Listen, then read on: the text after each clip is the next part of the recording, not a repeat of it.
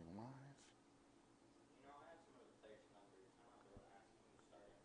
Good evening, ladies and gentlemen, and welcome to another season of Northwest Grizzlies boys soccer. We're at Wichita Trinity High School tonight, and this is the McCurdy Real Estate and Auction pregame show. Stay tuned for Austin Clifton joining us here in 60 seconds.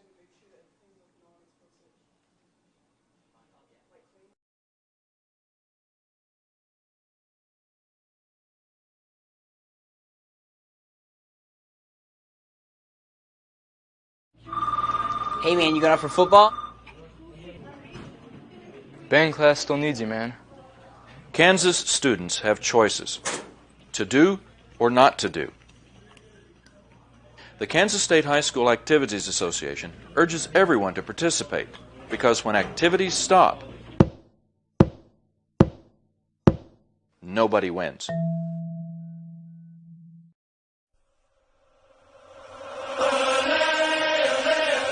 This is the McCurdy Real Estate and Auction Varsity Pregame Show. Coach Austin Clifton reviews the last varsity game and takes a look at today's upcoming contest. Sponsored by McCurdy Real Estate and Auction. Real estate, but better. And now, let's join Coach Clifton with Kevin Arkin. Good evening, ladies and gentlemen, and welcome back to another year of Grizzlies boys soccer. We're going to kick it off tonight at Trinity against the Knights in a varsity-only contest that will be coming up at the bottom of the hour. This is the McCurdy Real Estate and Auction pregame show, and I'm joined again this year by head coach Austin Clifton. And before we start, Coach, a big thank you to the folks at McCurdy Auction for sponsoring the pregame show again this year. We're glad to have them back. Absolutely. You know, parent support, sponsorship support. You know, we're blessed at Northwest Soccer to have fantastic support. And, you know, McCurdy's been with us, I think, for at least the last 2 or 3 years for sure doing the pregame show, but been with us for a lot longer. So, yeah, very appreciative. And, you know, if you're looking to get sponsored, we got all sorts of ways for you to get your business out there, your name out there. We sure do, and we'll be talking about that during the game broadcast tonight, in fact. So, got a lot to talk about. Of course, one of the things that we have to talk about is some of the players that we've lost. Gone are the likes of Tyler Smalley and Braden Sauter, and we have also lost Evan Locke, and that's the whole anchor of the back of our line. What do we do about that? Yeah, so and we lost a lot more people other than that, but just looking specifically at, you know, kind of what we're worried about this year and what our focus is, it's our defense. And you were right, we lost Tyler, we lost Braden, we lost Trenton McMeekin, and then unfortunately Evan wasn't a senior, but we lost him to a broken leg a couple of weeks ago. So, yeah, we're having a fresh four in the back. We're going to have a new goalkeeper this year, and we're going to need somebody to step up big time. But we do have experience. We have Landon Vestring, who comes in as a senior with 3 years of varsity experience, and we're really going to lean on him to be a vocal leader in the back for us. And, you know, we'll have some other guys that have experience at the varsity level, but it might be some new faces that might not typically be a defender that we might be playing at defense. So we'll see how we line up. Let's talk about some of the new players that we have. And I happen to bring a cheat sheet for us both because we're still memorizing the roster as well. But here, here's our roster, and got a lot of new faces on the varsity squad, and got some good returners as well. Let's talk about that. Yeah, so I would say we have about half and half of what is coming back with experience, and then what are new faces. We do have 3 freshmen this year. Brandon Ramirez is a defender, very hard-nosed, tenacious kid. We're very excited to see him at the varsity level. We have Andrew Smith, who is an attacking-type player, outside forward, very good, has a very good soccer IQ, really stood out to us and impressed us at tryouts, and that's how he earned himself a varsity spot. And then the third one is Fernando Durath, kind of a kid that showed up out of nowhere. We hadn't seen him at conditioning, and sometimes it's hard to get the freshmen to know what's going on over the summer, but he showed up to tryouts, and he blew us away with how talented he is, and he's going to be a very good player. And then we have a couple of sophomores. Dominic Johnson was a kid who we saw last year at conditioning, and then he ended up getting homeschooled, so he played for the homeschool team, but he's back. at Northwest this year, so we're excited about him. And then Hyro and Miles. Miles was a JV player last year. Isaac Featherston was a JV player last year. Max was a JV player last year that have all stepped up and are now varsity. And then we also have Hyro, who is a sophomore, and he did not play with us last year as a freshman, but we're very excited to have him this year. So lots of new faces. Like I said, half and half of experienced returning players and then brand new either JV or freshmen. It says something for our JV program, which did very well last year. It was very successful last year. But it says a lot about that program. These guys, play a year on JV, learn a lot. All of a sudden now they're anchoring part of that varsity squad. Yeah, that's what you want. We want guys to build up and work their way through. And, with that, we're excited to have Coach Roberts this year to guide the JV. And now I can have Coach Shook with me. And it's just better having two guys on the varsity, and Roberts can kind of do what he wants with the JV. So we think this year this is our best JV team that we've had, so hopefully that trend continues with pulling people up. But, yeah, it's exciting to see about 4 to 5 guys that were JV last year, and now they're stepping up, and to see how they transition into it. It's a lot faster, it's a lot quicker, it's a lot stronger, but we think they're ready. We're going to talk a little bit more about our coaching staff and about our upcoming schedule, because it's tough right off the bat, and we'll do that here in 60 seconds. First, a word from our sponsor, McCurdy Real Estate and Auction. I'm ready. Me too. Are you ready? I'm ready.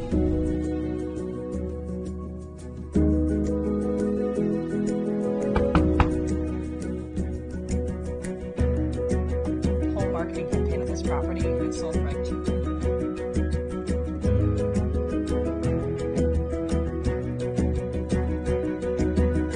Shall we book it? Yeah. Yes. I think this is it.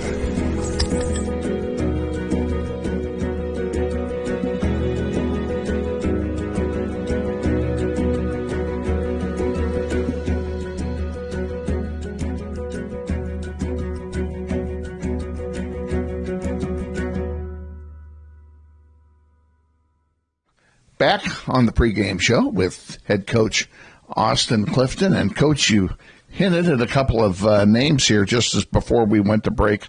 Let's talk about your coaching staff. You have increased your coaching staff by 50% this year. Yeah, it's unfortunate that ever since I've been a coach, we've had the rule where if we don't have a C team, we can't have a third coach. And, I mean, realistically, even with just 2 teams, ideally we need 3 coaches. And so we're very lucky that Corey Roberts kind of fell into our lap. For those that don't know, I'm now at Coleman Middle School. So I left my job as a para in the building at Northwest, and I'm now teaching PE at Coleman. And Mr. Roberts came in, and he took my position as a para at Northwest. And so that's how we kind of found out about him. Shook hired him, obviously, because he's the head of that department, and found out he was a soccer guy, learned a little bit about his resume. I knew him because he was around my age, and he's going to be a huge asset to our team. Shook's fantastic, and he loves the kids, and he loves the game, but Roberts has experience playing in college and those things. It just adds a little bit more to it. And having Shook with me is going to benefit our varsity a lot more. He can work with the goalkeepers. His daughter was a goalkeeper, a very good one, actually. And so Shook does have vast goalkeeper knowledge. And the plan is to get him to work with the goalies, especially now that we're in the situation that we're in, and we're looking for a varsity goalkeeper. So that's the plan. And, Coach Roberts played JUCO Community College here in Kansas, which is a very competitive league, and he knows his stuff. So we're very excited. I can see the kids are excited showing up to practice. You can see the excitement in their eyes that just a change of scenery, it's always good to change things up every now and then. It'll be different this year for sure, but we're looking for big things. And I just met Corey Roberts myself for the first time yesterday, and I was extremely impressed at his soccer credentials. I think he's going to be a big asset to this program. Absolutely, and those things are important, but the one thing that stood out to me personally, and I knew it going into it because I hired him, but he's a good person. He talked a lot about when he stood up, and he was on the spot when he talked about that stuff. He didn't have any notes or anything, and talked about being a team and being a family and holding each other accountable. And those are things that we've been trying to push for the last 3 or 4 years, and we've seen it. It's starting to mold into it. I think this year we have a really good group of guys as far as them getting along, enjoying each other, hanging out outside of the games. So he's going to bring that to the JV team, and I'm very excited about that. Well, let's turn our attention to the matter at hand. We've got a game tonight where we're at Trinity, and Trinity has undergone they've had some numbers problems this year, which is the reason why there is no JV game tonight. They don't have a JV team because they didn't have enough guys go out this year. And I'm disappointed for Trinity because they're always a quality program. They do a great job, and I'm disappointed they just couldn't get the numbers out this year. What does that mean for the varsity squad and for the game tonight? It's a good question. First off, very surprised that they didn't have a JV team personally, even though they're a very small 4A or lower private school. Soccer is usually a sport that they usually have a lot of participation in, boys and girls. So, yeah, I haven't heard. I mean, we've done what we can as far as scouting. It's always tough at the beginning of the year. You kind of know who returns. And we know a couple guys that they have, but yeah, I don't know if it's going to be, is it just the 16 guys that are supposed to be varsity and, they got those 16 to come out and they're going to be good and they're going to be fine? Or is it a mixed bag of, we got 8 guys that are varsity, but then we had to throw these other 8 guys just to get a team. And they might not be varsity material. So I'm not quite sure. It's going to be a surprise when we get there. If I had to guess, I would guess I think they're going to have 16 good guys. They're typically a very good team. They go to the Final Four every year in 4 through 1A. So we're expecting a challenge. It was a close game last year, and it just being the beginning of the season, you're getting the corks out, trying to figure things out. It's going to be ugly. It's going to be hot. And so we'll see. We'll see how it goes, but expecting a good game. Okay, and we're playing on turf. So we're not, we haven't practiced on turf, have you? And we haven't been able to go outside this whole week. Because of the heat contingency plan that we've been in. So. And I have to be at Coleman at 6, and so mornings were not an option. So there could be, if Trinity was able to go out in the morning and they were able to do full field type stuff and, get out there, they're at an advantage. But we did a lot more in the classroom and tactical stuff with the film compared to just being in the basketball court. But we got done what we needed to get done. Okay, got to address the issue with Evan Locke. Evan Locke, for those of you who don't know, Austin referred to it a moment ago, is out for the season with a broken leg. He in a non-soccer injury. He was actually kicking footballs, I understand, when his leg broke. So he's gone to us, and you said it yourself. You're looking for a varsity goalkeeper. How are you approaching that with tonight's game? Yeah, so first off, Evan's doing good. Tough situation for him because he's a very good player. And for boys, typically your junior year is kind of the year that you're going to get recruited and you get noticed a lot. He was a first-team All-City goalkeeper as a freshman and a sophomore. So, I mean, I'd be lying if I didn't say right now it hurts losing him. And we're going to have guys step up. And the thing that we've been trying to push is, one, we're there for Evan, and his health and his mental health is the most important thing, and the guys have been doing a really good job with that. Evan actually was able to make it out to the alumni game and kind of get around the guys, and so that was really good, and he'll be at games throughout the season. But the other thing is that we can't fold. We can't. It's got to be the next guy up. It has to be us as a team rallying together, and it might not be as good of a goalkeeper but we need to rally around him and help him. If we can keep shots off target, if we can keep possession of the ball and not allow them to be in our half with the ball, we can do things as a team to help out our goalkeeper because they're going to be nervous. They're going to be in a new situation where it's probably going to be somebody that's never played varsity, and they're going to have to step up. And we're confident in whoever that may be. We're looking at a couple of people right now and trying to figure that out. It's either going to be Johnny or it's going to be somebody stepping in off the field, but we're hoping to give Johnny a chance and to see if he can step up.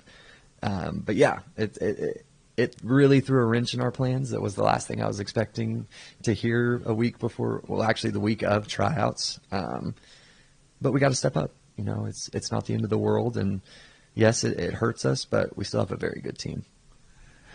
And looking a little bit beyond tonight, we don't want to look too far beyond it. Boy, what a tough schedule you drew early on. We have a 2-game homestand next week, but we've got Derby Panthers coming in on Tuesday, and then Washburn Rural on Thursday coming down. I mean, you couldn't ask for 2 tougher games to start the season. Yeah, it's tough, and it's a common argument or conversation that a lot of coaches have. Do you want to try to have an easier schedule and you set yourself up with a nice record and you have a good seed, or do you want to test yourself and maybe be an 8 or a 9 seed? You go 500, but you're ready. And I sit on the latter. I love our schedule. I think, good season, we've gone 10-6, won double-digit games. Bad season, we go 500, a little bit under, but we're always ready for the postseason. There's not a team that will play in the 6A Regional West that we're not prepared for. Matter of fact, most of the teams, besides maybe Dodge City, we're going to play them in the regular season. So we'll see them once. Washburn, Manhattan, all the City League schools. Mays is now going to be 6A. We see all them in the Derby. We play them. So I love it. Yes, is it tough starting the 3-game stretch off on that note? Of course it is. But if you remember last year, it was really a catalyst for us taking off and going on a 9-game winning streak. Right. We had that Washburn game where Derby we struggled, but then Washburn we found ourselves, and we almost beat them on the road. But that helped us click for the rest of the season. So we're up for the challenge, and I can tell you we're going to find out a lot about ourselves before the Titan Classic. Okay, well, and it will start tonight. Trinity High coming up, kickoff will be coming up here shortly. We wish you the best of luck and look forward to a visit before Tuesday's home opener against the Derby Panthers. Absolutely. Thank you. Head coach Austin Clifton on the McCurdy Real Estate and Auction pregame show. Stay tuned. We'll take a 1-minute timeout, and then we'll be back with the starting lineup and the play-by-play of tonight's game against the Knights of Wichita Trinity High School. You're watching NWHS Grizz on the Northwest YouTube channel. This is Grizzly Soccer. Campaign of this property and it's sold right.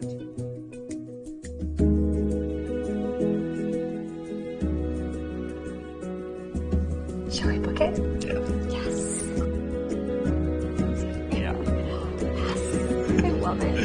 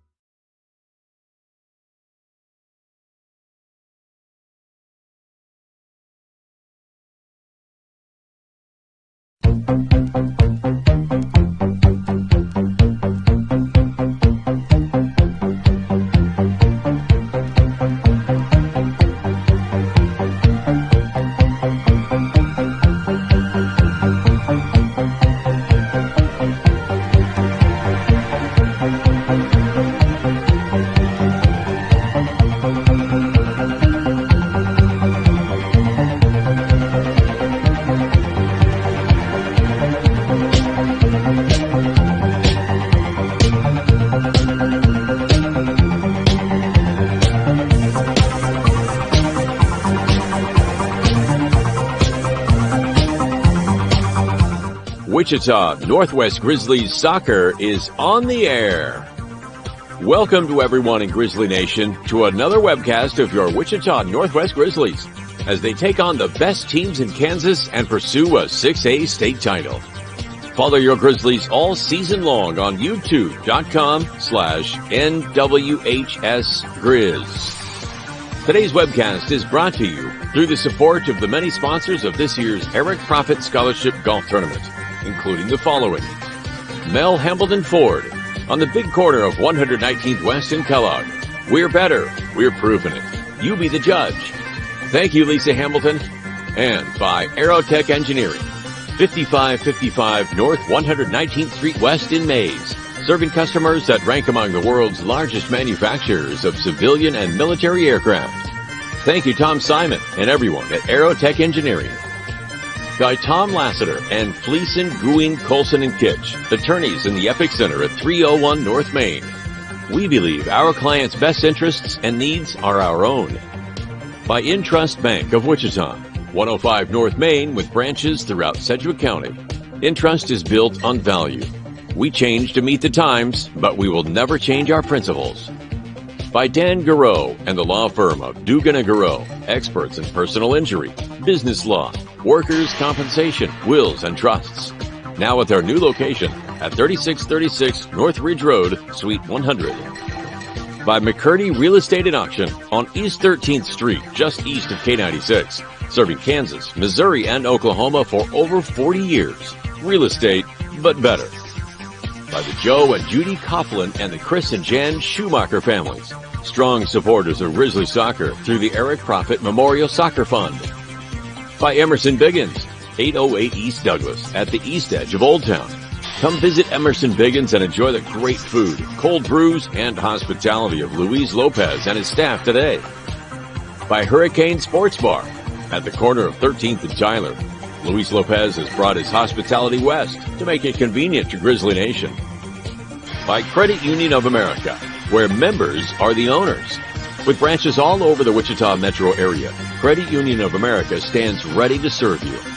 By Todd Eflin Narrates. Hey, that's me. Voiceovers for audiobooks, product and promotional videos, telephone systems, and business commercials. By the Robert L. Gould Foundation, a philanthropic trust assisting the educational needs of young people at Northwest for over 10 years. By the Eric Profit Memorial Soccer Fund, providing scholarship assistance to Northwest soccer seniors each year through the support of the Eric Profit Scholarship Golf Tournament. And by the many other sponsors who make this webcast possible. And now, to the field and to the voice of the Grizzlies, Kevin Arkin. And a very pleasant good evening, ladies and gentlemen. Welcome to Wichita Trinity High School for tonight's season opener between your Wichita Northwest Grizzlies and the Knights of Trinity High School this evening. Bright sunny day here in Wichita, not a cloud in the sky. Current temperature 105 degrees. We are in the middle of the heat wave to beat all heat waves. This is the 7th consecutive day in Wichita. The temperatures have been greater than 100 degrees, and 5 of those 7 days we set new high temperature records. So it's been a long stretch of hot weather. I would expect that we're going to be getting some water breaks during the contest tonight. Quite frankly, Coach Clifton and I were talking about this earlier. We're surprised we're even playing tonight. The fall sports kickoff is going on back over at Northwest tonight, and they canceled all of the outdoor scrimmage activities because of the heat contingency plans. So, again, tonight we are doing what the others aren't, and we're playing in 100-plus degree heat. Teams are getting ready to take the center of the field for the introduction of the starting lineups.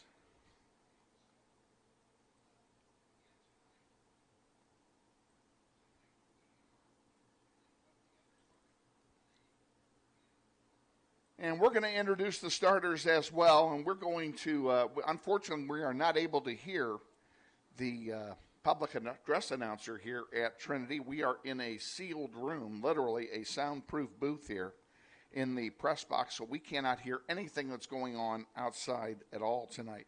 We are also facing the sun. You'll notice some glare in your picture. That's a reflection of the window leading to outside. We do not have a direct air access for the camera.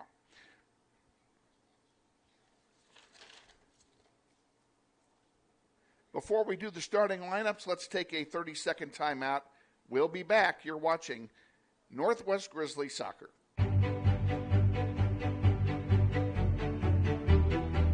Friendly is finding a better rate, an instant debit card, scholarships and teacher grants for projects, loans specifically for teachers and healthcare professionals, being the #1 auto lender for a reason.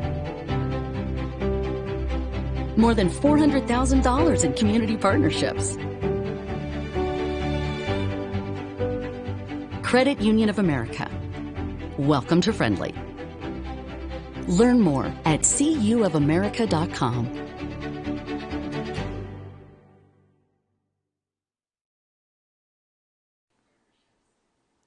And back at Trinity High School as they wrap up the national anthem, Kevin Arkin with you, joined by our executive producer engineer, Aiden Folds, and our spotter tonight, Zane Umeri. Let's give you the starting lineups, first of all, for the Knights of Trinity Academy. The Knights are the home team. They will be wearing solid black uniforms tonight. We do not have their field positions. We got this roster, ladies and gentlemen, literally 10 minutes ago. We've been trying to get it all week, and we finally got a copy 10 minutes ago. I can't even tell you who's in goal for the Knights. So we'll give you their names and their numbers, and we'll figure it out from there. We'll start out with number 0, and I'm going to assume that this is the goalkeeper for now, and that would be sophomore Nathan Bolt.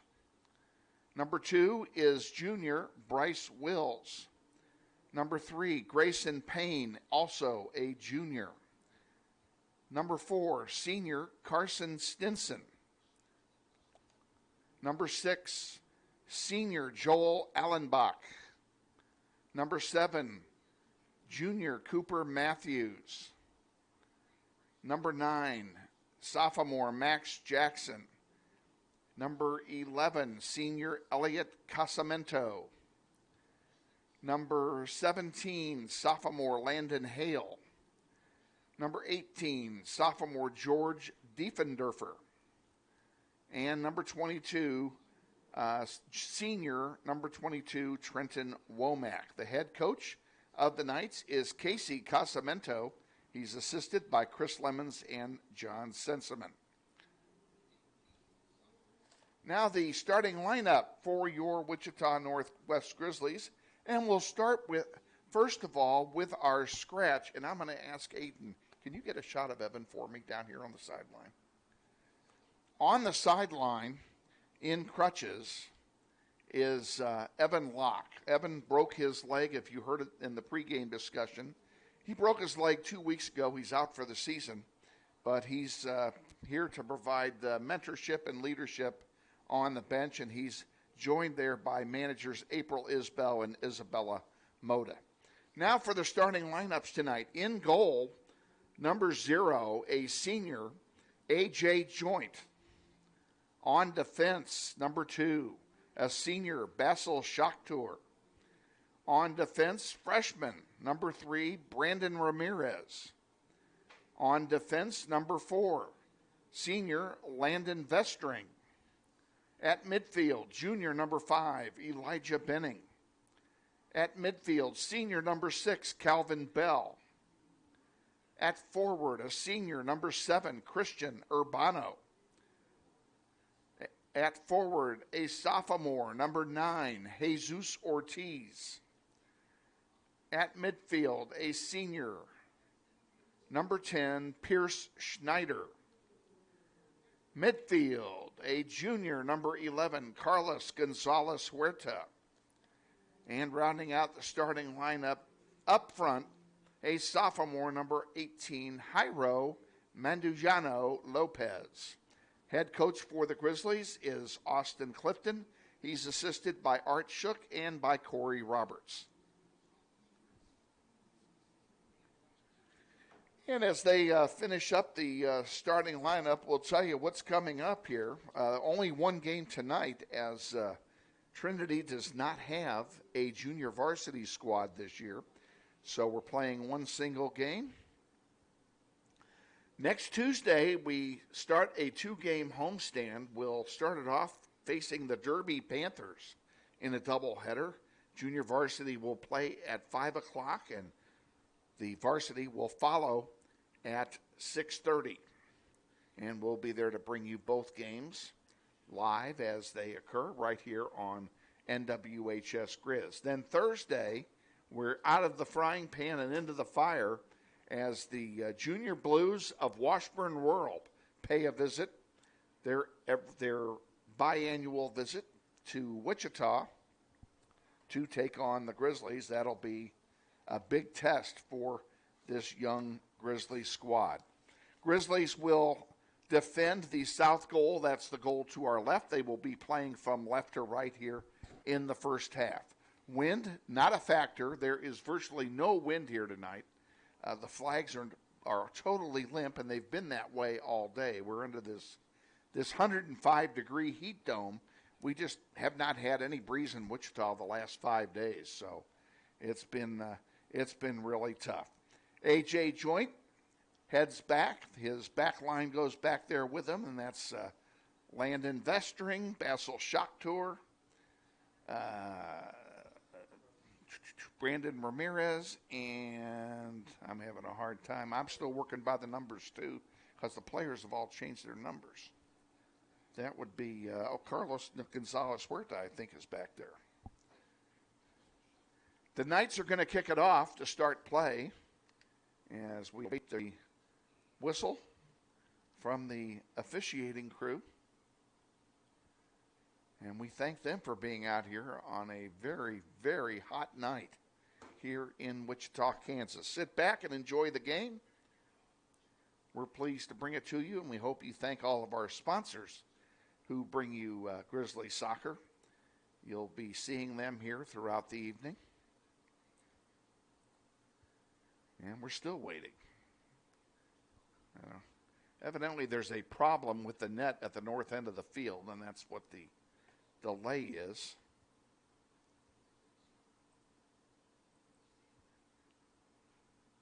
Take advantage of that opportunity and cut away for 10 seconds. We'll be back. Grizzly Soccer on YouTube being brought to you in part by Tom Simon and everyone at Aerotech Engineering, 5555 North 119th Street West, Mays, Kansas, 67101. Proud sponsors of Grizzly Soccer. Attached properly. And we're back here awaiting the repairs to the net at the south end. And a couple of players went piggyback to get it done, and they get a quick high five from their coach.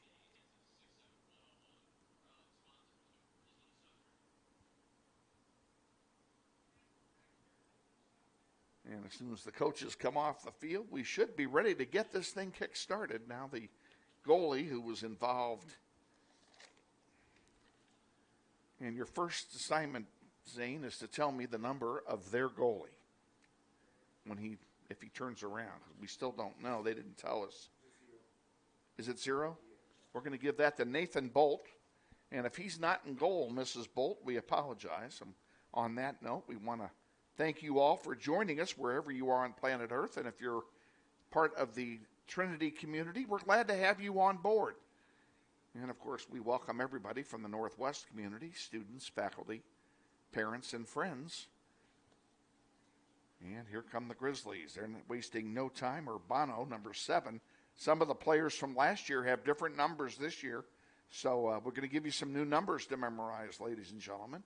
And you'll see a lot of familiar names from last year. But gone, some of the people who are gone last year, our entire back line gone. This is going to be a throw-in for Trinity. And quickly they bring it down on this multi-purpose field. And there's a trip, and it'll be a free kick for Northwest. Gone from last year, Braden Sauter, Tyler Smalley, Trenton McMeekin, all gone from last year's squad. Evan Locke, of course, is gone. So 4 of the 5 in the back are new this year. 3 to graduation, 1 to injury. Knights control the ball and bring it out. And it goes out of bounds. And we're going to have a free kick instead, evidently a foul along the way.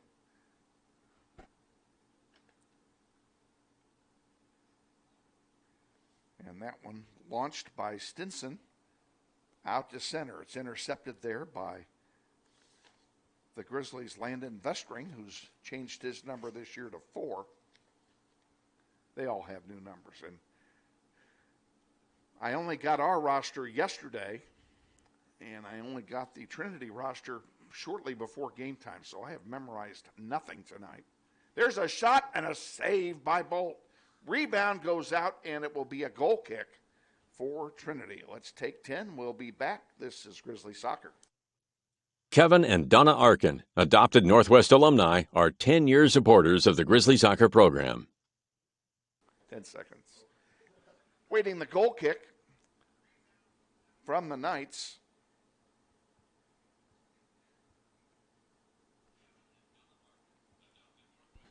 Out to center.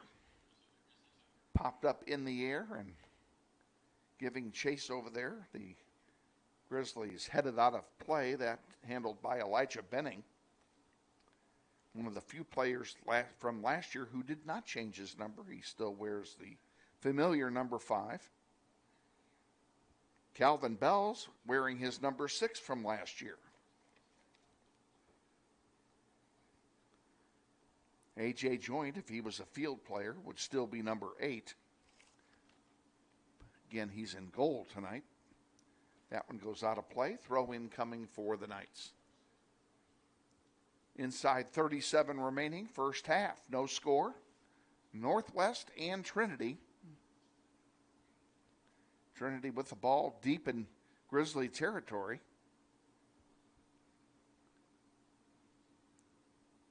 And what do we have here? Looks like we're going to have is this a goal kick? No, it's a foul called, and it'll be a free kick for Northwest deep in their own end. And it comes out up the sideline. Back it goes to center. Bell gets a foot on it. And here come the Grizzlies. Jesus Ortiz, who changed his number to 9 from 15 a year ago. Brought it up, goes out of play. We'll have a throw in on the far side. And in about 15 minutes or so, we won't be staring into the sun, and the lights will take hold. They are on here at Trinity. Huerta leaves it back there for Urbano. And Urbano's pass is intercepted. And here comes Matthews with it for Trinity. On the far side.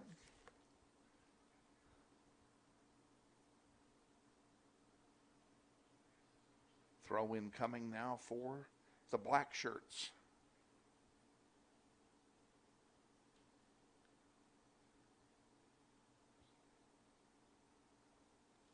Throw comes in deep, still controlled by Trinity. There's one up in the air, and heading over to corral it is A.J. Joint.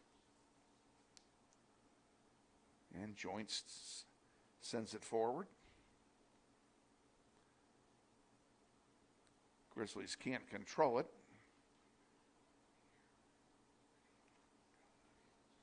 Shot blocked by the defense. And there's one over everything. That'll be a goal kick for Northwest. Back in 10, this is Grizzly Soccer. We wish to thank Scott Mueller and Basis Consulting Engineers, LLC, 800 East 1st, Suite 401. Proud supporters of the Grizzly Soccer program. Say what? Who's number 7 on Trinity? Number 7 for us? For Trinity is Cooper Matthews. A.J. Joint will take the goal kick himself as we resume play.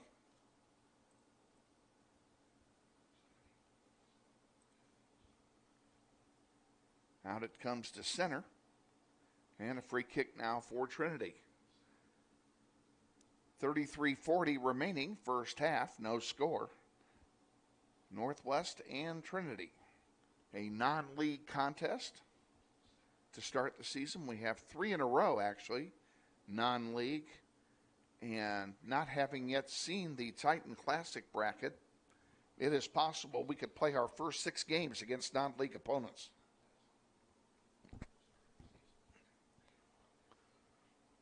That one's going to go over the goal line for a goal kick. Let's go ahead and take 10. We'll be back. Portions of this game are brought to you by family of Jeff Beard. We thank you for your continued support of Grizzly Soccer. A.J. will take the goal kick himself.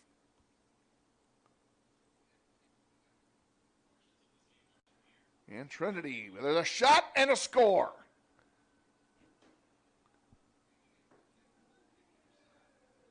And I think that goal is going to be credited to number 11 of the Knights. And that would be Elliot Casamento, the coach's kid. And he puts Trinity on the board here in the first half. Grizzlies gave it up right in the middle of their own penalty area and paid the price. Grizzlies kick off.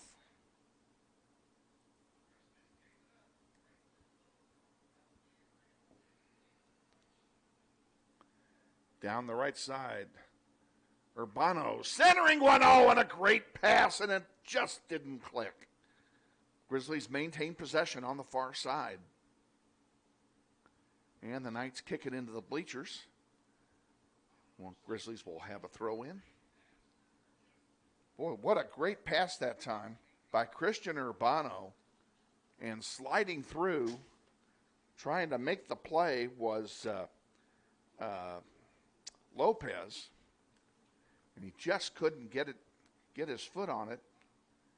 That would have been an easy tap in if he could have made contact. There's another one, and that one goes wide, and that will be a goal kick for Trinity. Let's take 10, back in 10 with This Is Grizzly Soccer. This portion of Soccer on the Internet is being brought to you by the Bob Profit family. We thank them for their continued support of Grizzly Soccer.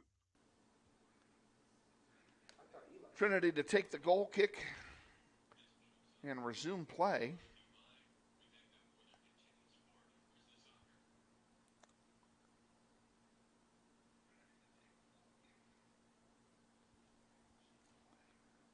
On the far side, 50-50 ball. There is one by Trinity. Goes out of play. The Knights will throw it in. Grizzlies trail 1-0.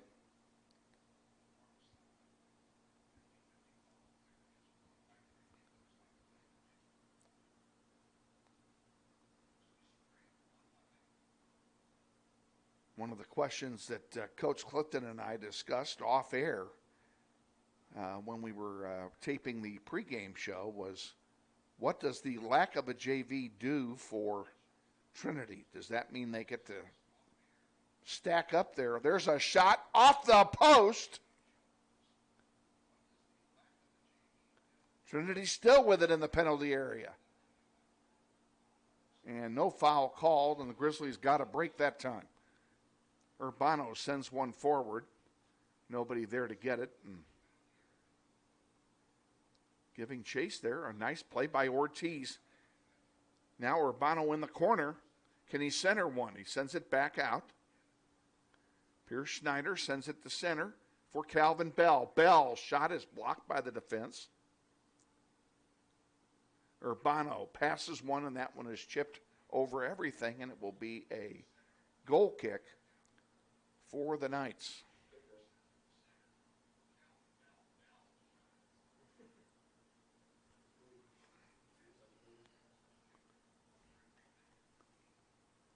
A hot night here in Wichita. The sun has gone behind the clouds. I think we're done with the sun for the evening. This one goes wide and is popped in back up into center and controlled there by the Knights. And that's Matthews with it again over there.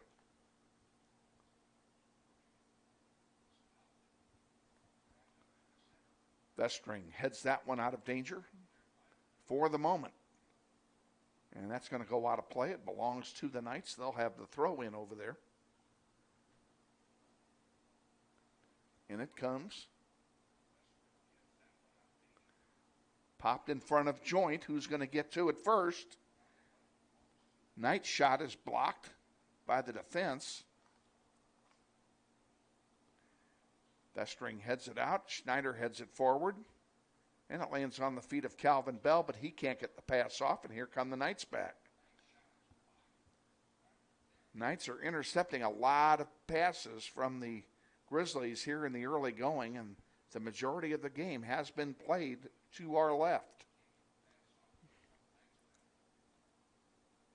Back out to center it comes.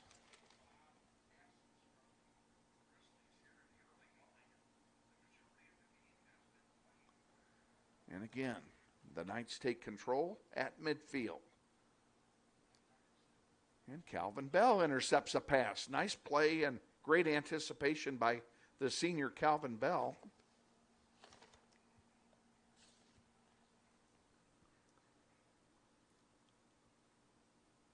Eli Benning. Oh, a nice tackle to get it away from Eli.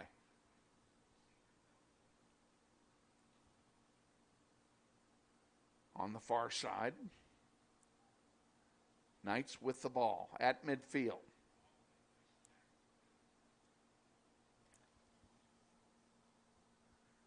Good job that time by Grayson Payne to control it. And now the Grizzlies come away with it. Urbano, oh, he couldn't get to the pass. Or the pass couldn't get to him, I should say. There's a shot by Ortiz, left-footed. Blocked by the defense. Grizzlies maintain control. Bringing it up. Huerta. And he gets a weak one into the penalty area, but it is rejected immediately. Now here's Urbano again.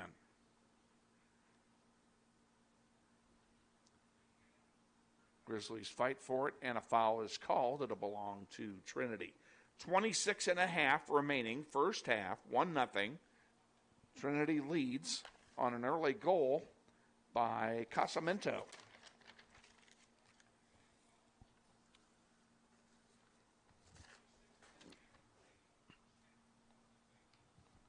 Anybody see my pen?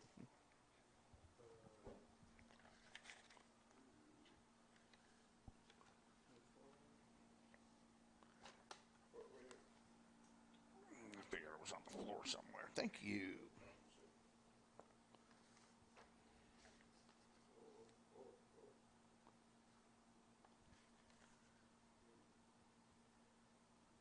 Throw in coming for the Knights.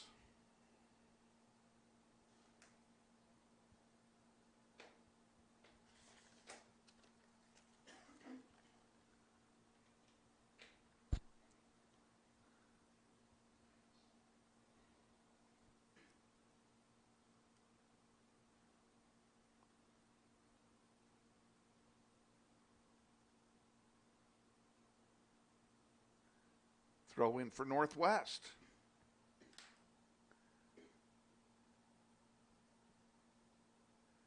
Grizzlies need to be a little more crisp with their passing here. Their passing is finding the feet of black-shirted players.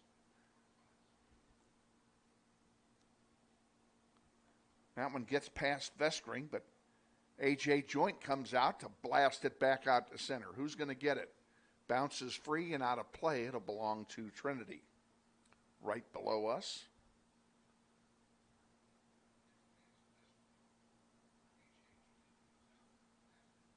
Pretty nice soccer facility, multi-purpose field here at Trinity.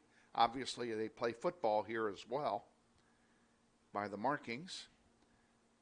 Pretty nice bleachers or stands over there on the far side, all made out of stone. They did a really nice job of making a beautiful facility here. And the press box here is very good. We're very grateful to the athletic director here at Trinity, Cheryl Deitch, for her hospitality and getting us an air-conditioned room on a 100-degree day. We can't beat it.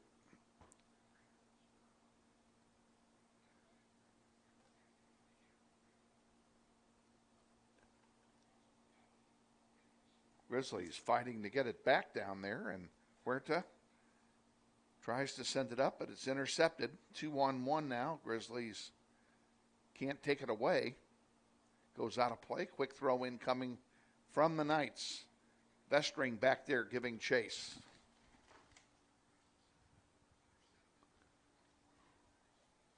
That one goes over the goal line. That'll be a goal kick for Northwest. Let's take 10 seconds. We'll be back. This is Grizzly Soccer.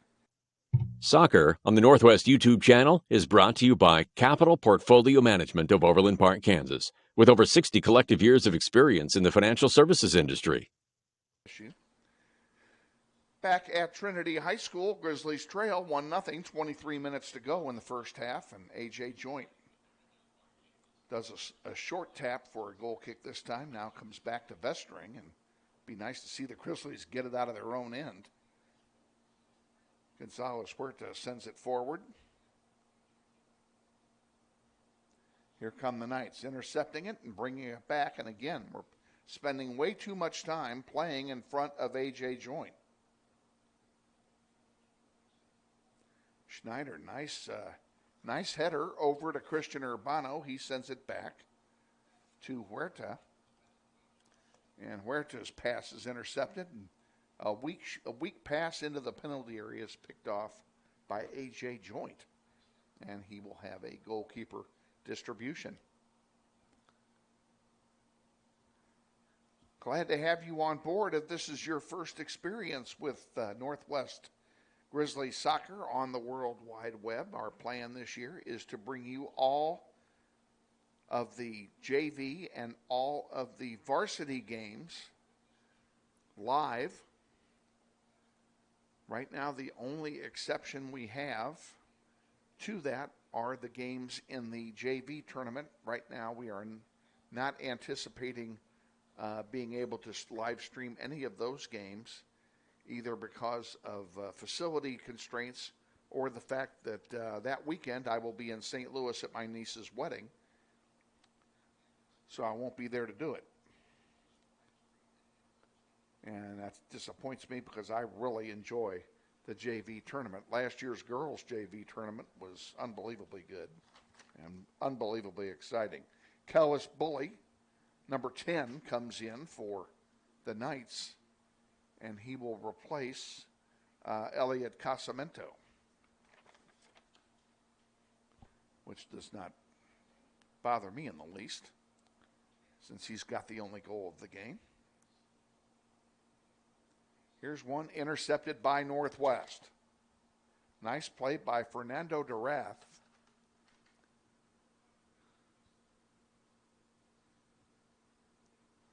Grizzlies still with it. That's Pierce Schneider, number 10. Durath sends it forward, gets it back, now has it taken away, and the Knights bring it out. Calvin Bell takes it away and sends one forward. Here's a chance for Northwest. Over here to Urbano on the near side. He passes it across. Too far. Giving chase over there is Schneider. It's going to go out of play, and it will be a throw-in for the Knights. As we approach the halfway mark here in the first half, 20 minutes remaining, and the Grizzlies trail 1-0. Referees have called a liquidity break, and I can't say I blame them. These kids could sure use the break. So we're going to go ahead and take one as well. Stay with us. We'll be back. You're watching NWHS Grizz on the Northwest YouTube channel. This is Grizzly Soccer.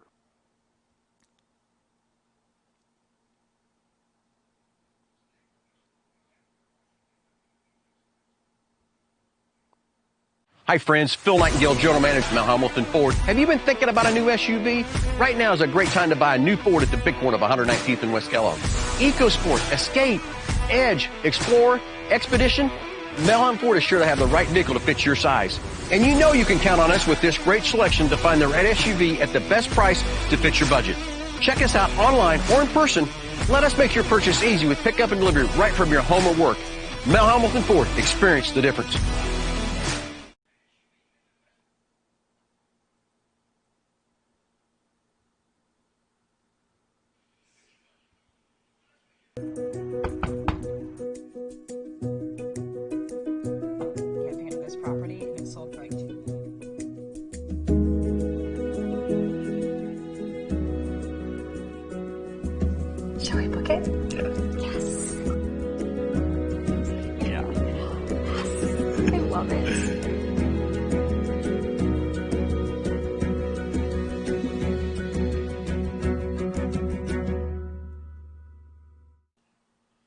Back at Trinity High School, coming out of a hydration break on a 100-degree night.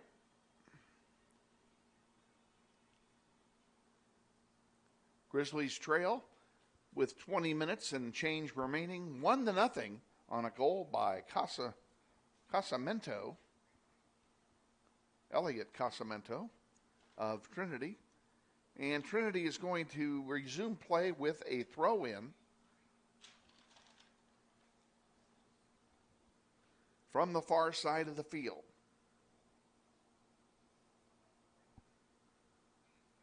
In it comes, and we are back underway here.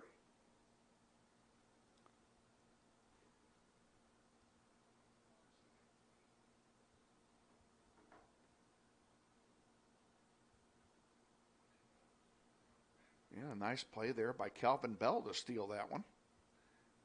But he can't get it to anybody in a white shirt, and here come the Knights back, and they've got something brewing on the far side of the field. That one, though, is going to go all the way through to the end zone, and it will be a goal kick for Northwest. Another break for A.J. Joint and company, and the Grizzlies are going to sub in a player here. And they're moving people around. Gonzalez Huerta is moving to the far side. Coming into the game for Northwest, Miles Bemis, number 20. And coming out is Basil Schachtor. And we're back underway. That one goes out of play. It will stay with Northwest right in front of us. Bemis throws it in to DeRath. DeRath can't control it, and the Knights can't either. Ball bounding around over there, and chip back in, and the Grizzlies come away with it. 3-on-4. Here's a chance for Northwest. And a great tackle defensively. And now they're going to call a foul of some kind. They either called a foul or an offside. We'll see what it looks like. It's going to be a foul.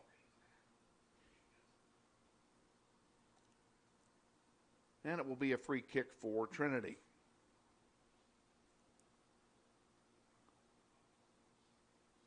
Out to center it comes.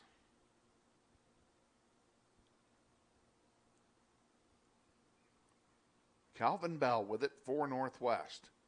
He centers one to Schneider. Pierce has a player draped all over him in Payne. Goes out of play, and it will belong to Trinity.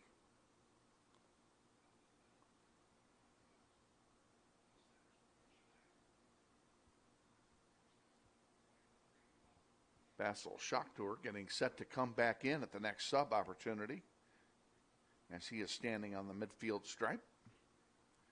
And that won't be it, as it's Trinity's ball. Grizzlies trail 1-0. 17 and change remaining in the first half. Grizzlies have not had a good scoring opportunity yet. Landon Vestring goes deep. Miles Bemis can't control it. Goes near the goal line. And it goes then out of play, and it will belong, I believe that's going to be Northwest ball. And you know what? I'm going to be incorrect. It will belong to Trinity. Thrown in, give and go. Now out to center. This is dangerous.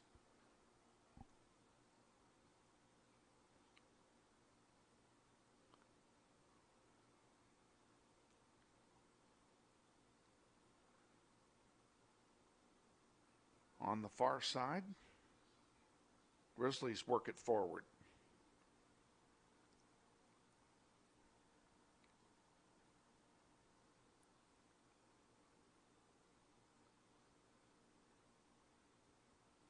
Throw in coming for Northwest, and they make that substitution as Schachtor comes in and Ramirez comes out.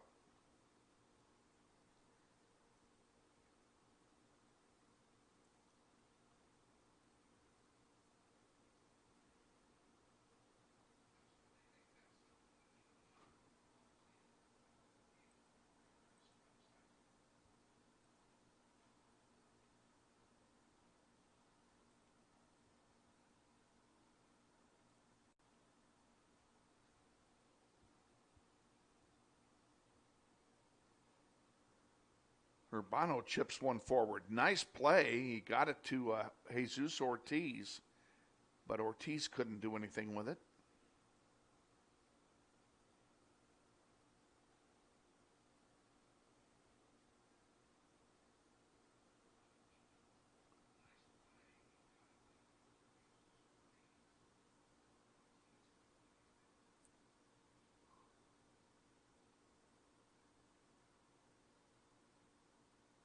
Grizzlies still with it in the far corner. That one goes out of play, and that will stay with Northwest. The sun is almost down now, and the lights have taken effect here at Trinity High. And Grizzlies have changed their mind on who's going to handle the throw-in duty.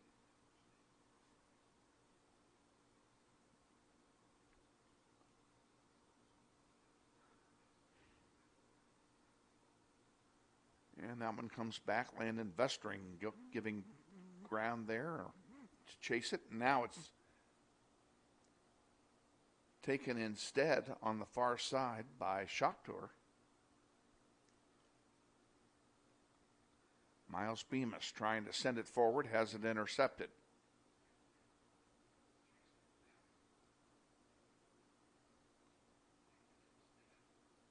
And we have a foul called on Northwest. It'll be a free kick for Trinity from about the 35-yard line.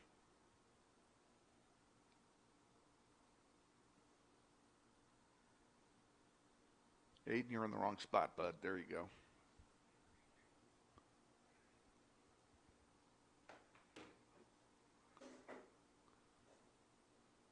Aiden Folds, our executive producer tonight, and Zane Humeri, our spotter. There's one that's picked off by A.J. Joint. And he will throw it this time. He throws it out to Urbano.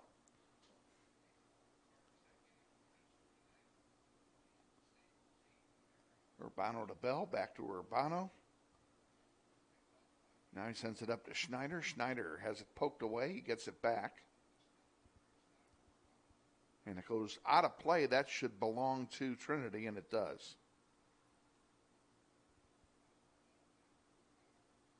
And they're going to call the foul instead.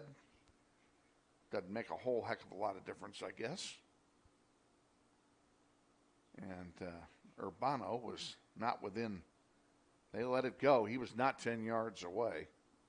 I'm not sure he was 5 yards away. That one intercepted, intended for Christian Urbano.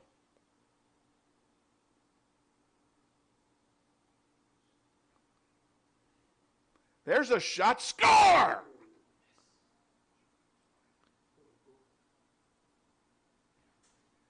Now, who was that? Who was it? Zane's looking at our replay.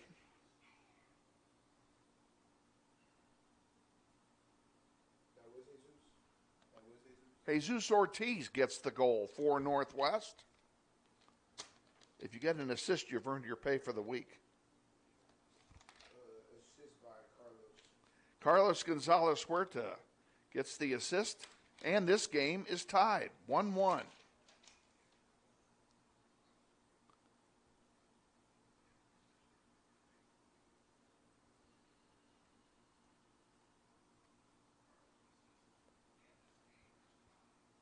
And now we have some issue here. There's a discussion going on between Coach Casamento and the center referee, and I do not know what it's. I think it's about the 10 yards that their player did not get. And if that is what it's about, he's got a valid argument. There should have been a call on that play. He should have gotten it over for one thing, and quite frankly, they could have called, given a yellow for encroachment there. And Coach Casamento slaps him on the back, says, okay, good job, let's play. So we're ready to kick it off here. Grizzlies have tied it up thanks to Jesus Ortiz. And we're back underway.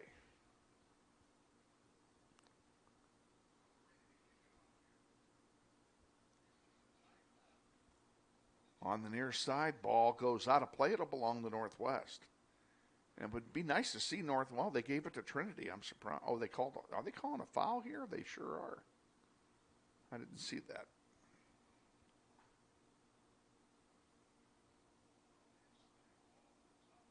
Couple Grizzlies getting set to come in here in a moment. That one goes back, and A.J. Joint almost overplayed it, but does corral it. And he'll have a goalkeeper distribution.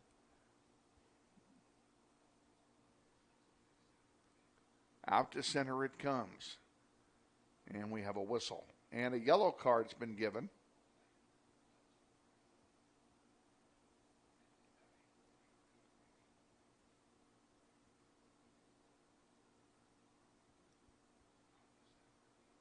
And it's been given to Casamento. Elliot Casamento gets yellowed, and he will be replaced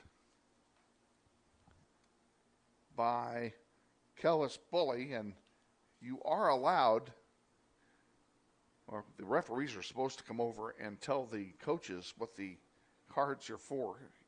Center referee, who I do not know, did not do that. And it's probably because it's the coach's kid.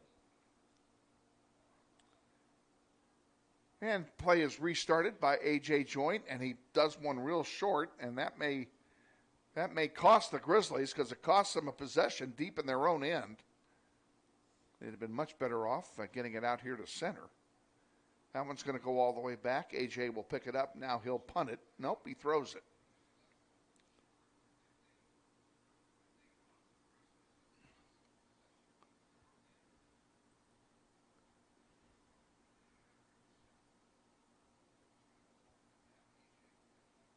That one is chipped, and it's going to go, it stayed in.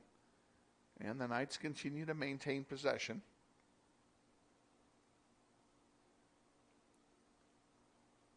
Grizzlies get it back on the far side. Bassel Shocktour taking charge over there.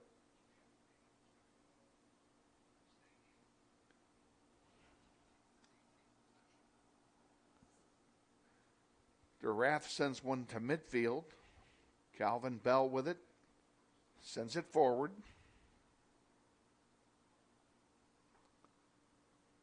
Oh, what a nice pass and a good run through. Now center it. Centered. Oh, and it went right through the wickets. Great centering pass that time by Lopez. And the return just didn't happen. Now Vestring clears one out.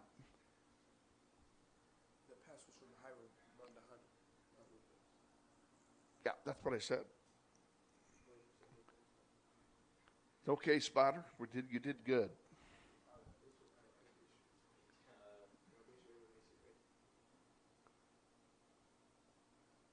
Now we have a foul called against Northwest. Right at the 25-yard line on the football field is where they'll place this. Grizzlies aren't going to be able to cheat on this one. They get back to the 15.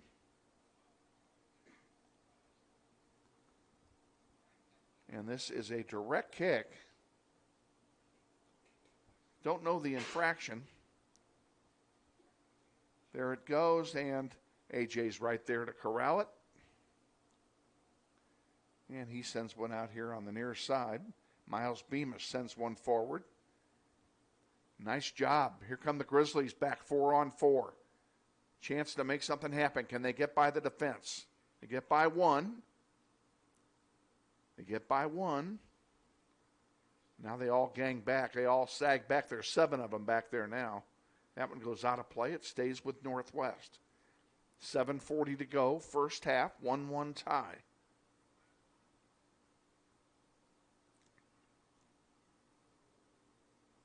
And we have substitutions coming in. For Northwest, 2 players come in. Christian Urbano returns. And Andrew Smith, the freshman forward, number 21, makes his first appearance of the season.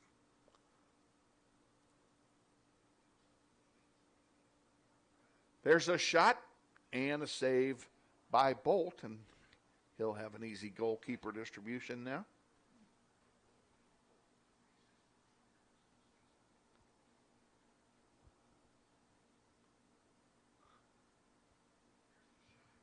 I'm going to have our executive producer do something that I already know is not going to work. Turn the light on.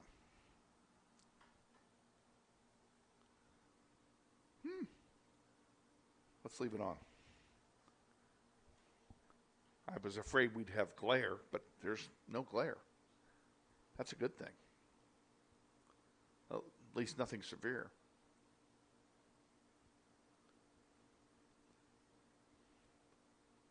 Back out to center, and now we have an offside call.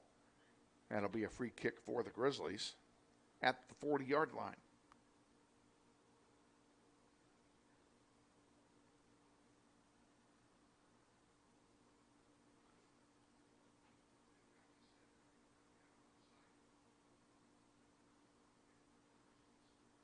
Grizzlies bring it up the far side of the field.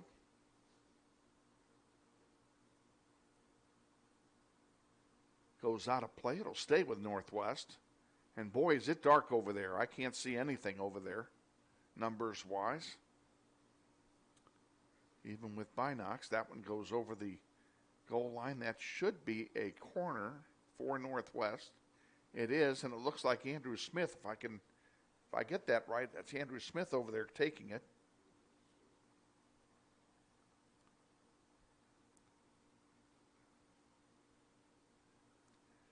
Sub coming in for Northwest as Brandon Ramirez returns.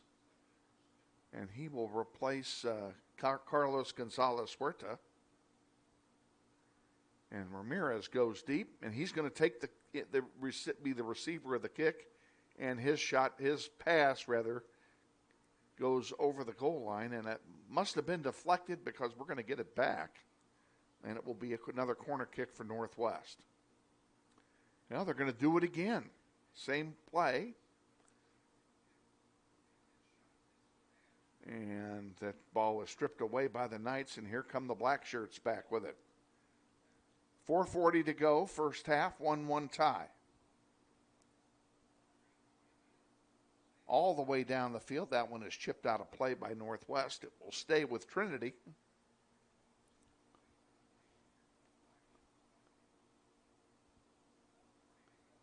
They'll have a throw in on the far side. And Galvin Bell, who subbed out a moment ago, is getting ready to return now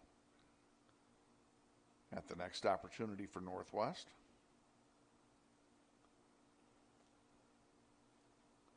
There's a centering pass, and that's going to go. Stayed in. Hey, nice play there defensively to send the ball forward. Here we go. Bringing it up the near side.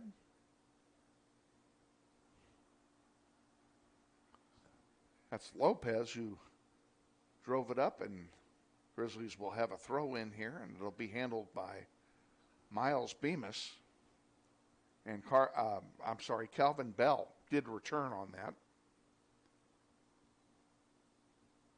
We have no halftime show for you tonight.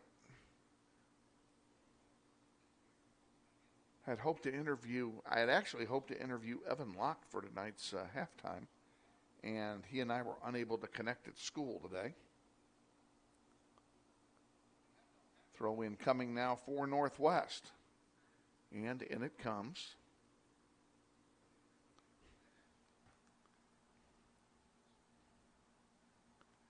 Aiden, raise the camera. There you go. The masthead is coming in over the players' heads.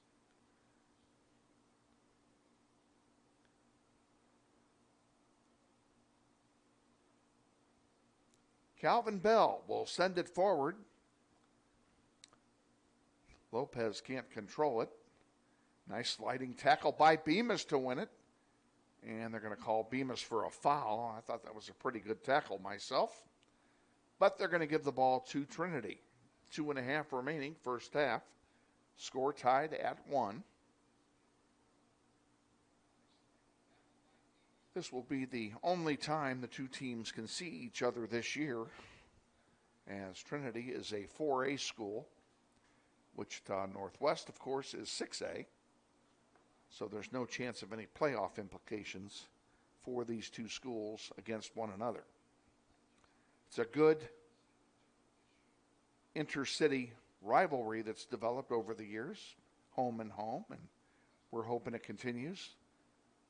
Both schools have great places to play, and if you have not been to Northwest, ladies and gentlemen, you have got to go and see what that field looks like. Oh, my goodness. A lot of work has been done on that field since the boys finished their season last year. Here's a chance, and that's going to be taken by Bolt.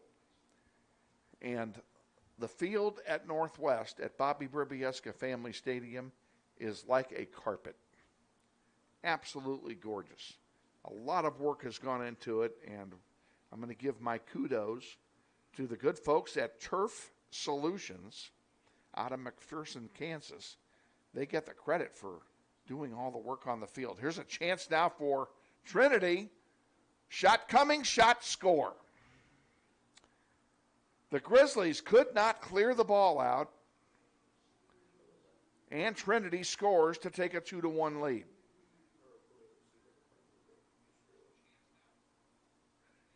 And I have no idea who put that in. And we have a player down for Northwest on the play. And now the coaches are headed out to check on the Northwest player. While they're doing that, can you do me a favor? Would you go next door and ask them who scored the goal? That'd be great. If you got the assist, I'll take that too. We're going to send our spotter next door to cheat and get it from the PA announcer. Because we could not see the numbers. And where'd my goggles go? See if we can see who's down back there. No, that's Bassel. Bassel Shakhtar, the injured player for Northwest. He's on his feet now and headed off the field, which is a good thing. And he did get badly beaten on that play. Our credit to whoever I'm about to tell you scored the goal.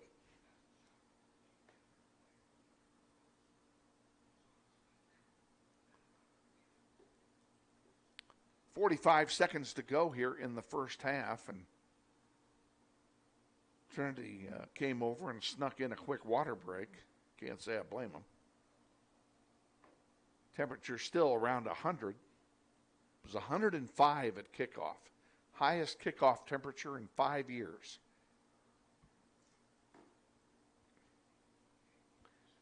Grizzlies have it, and unless something happens, we're going to trail at halftime. Bemis.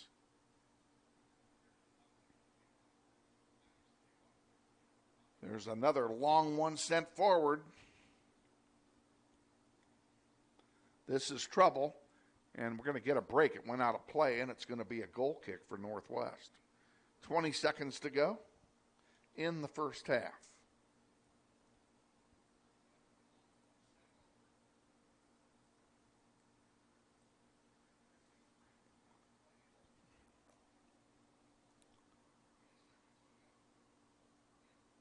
And that's it. We're at halftime here at Trinity High School. And at halftime, it's Trinity 2 and Northwest 1. We'll be back. We'll give you the information on the goal here when we return. We'll be back in 3 minutes. Stay with us. You're watching NWHS Grizz on Northwest's YouTube channel. And this is Grizzly Soccer.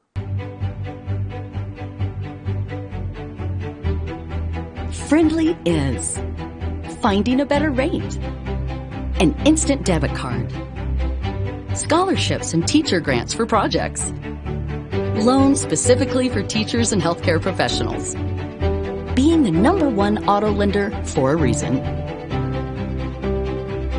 More than $400,000 in community partnerships.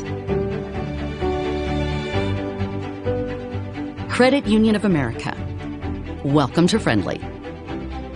Learn more at cuofamerica.com.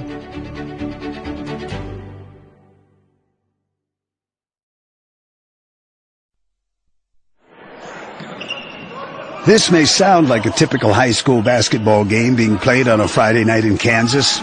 In fact, it's a crash course in cooperation and teamwork. It's a test of dedication, determination, and drive. It's character development in action. If you think high school sports are only about competition, think about this. High school sports can play a critical role in a student's overall education. In fact, studies show that students who participate in school sports are more likely to enjoy greater levels of achievement in their academic lives. At the same time, playing sports helps teach lessons not covered in the classroom. Lessons like tolerance, respect for the rules, and the importance of supporting your community. High school sports, a winning part of a complete education. This message presented by the Kansas State High School Activities Association and the Kansas Interscholastic Athletic Administrators Association.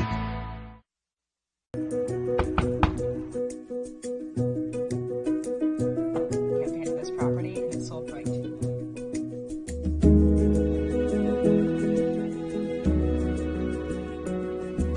Shall we book it? Yes. Yes. I love it.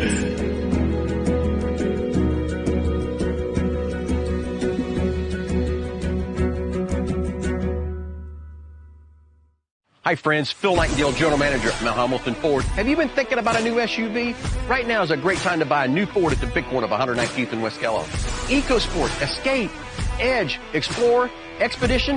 Mount Hamilton Ford is sure to have the right vehicle to fit your size. And you know you can count on us with this great selection to find the right SUV at the best price to fit your budget. Check us out online or in person. Let us make your purchase easy with pickup and delivery right from your home or work. Mount Hamilton Ford, experience the difference.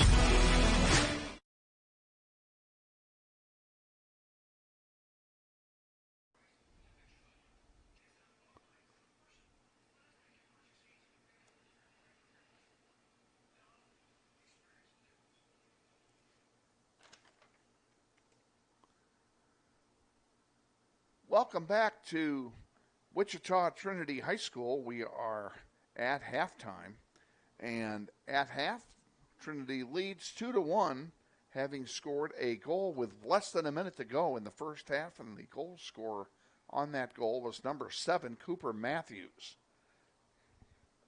So Matthews and Casamento get the goals for Trinity, and the goal for Northwest scored by Jesus Ortiz, a beauty, and the assist on that goal was to Carlos Gonzalez Huerta, and that's where we are, 2-0 here at halftime.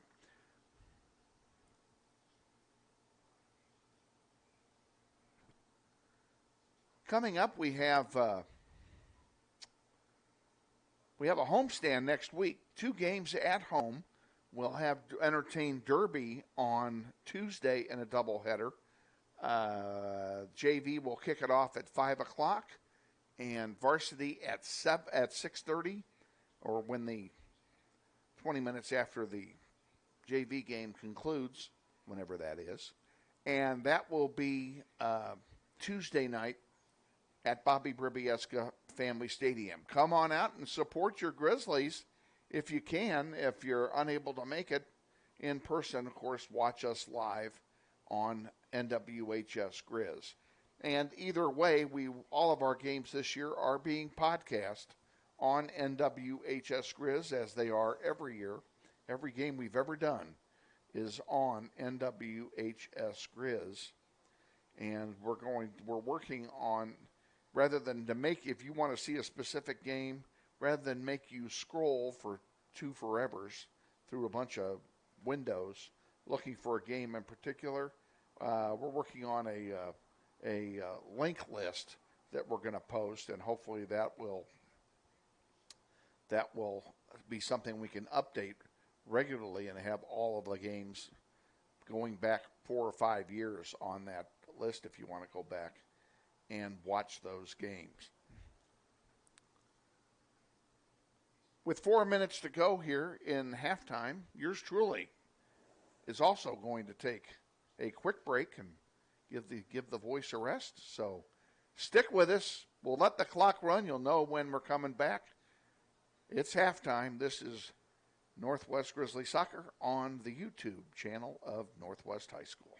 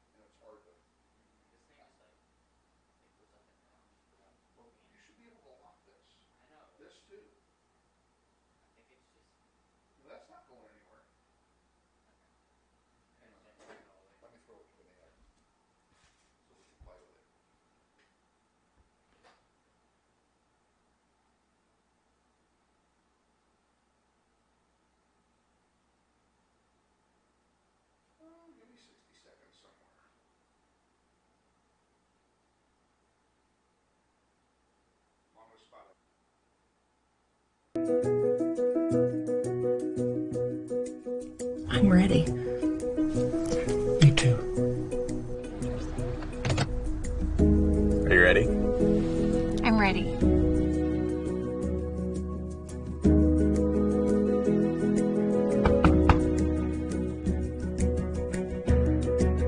Whole marketing campaign of this property and it's sold right to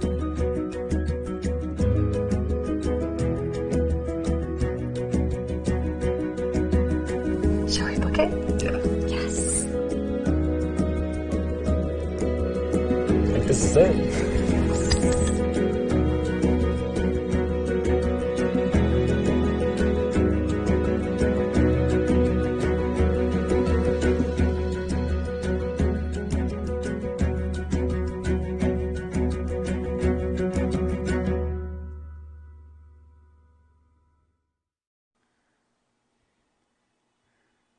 With our executive producer and engineer, Aiden Foltz, Kevin Arkin with you at Trinity High School. We are at halftime, getting ready to start the second half of tonight's game.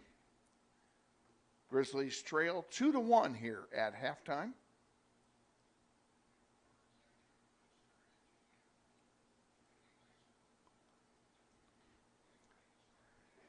And Northwest will kick off to start the second half, and they will play from right to left in this half. In goal, A.J. Joint.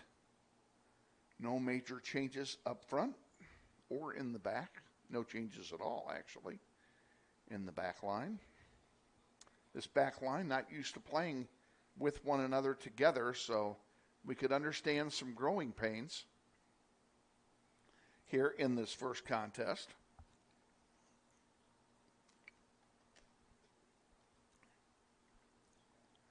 Waiting the officials. The officials are a little late returning. They went inside. They have a locker room inside that's air conditioned. I don't blame them for being late. I'd be late too if I was them.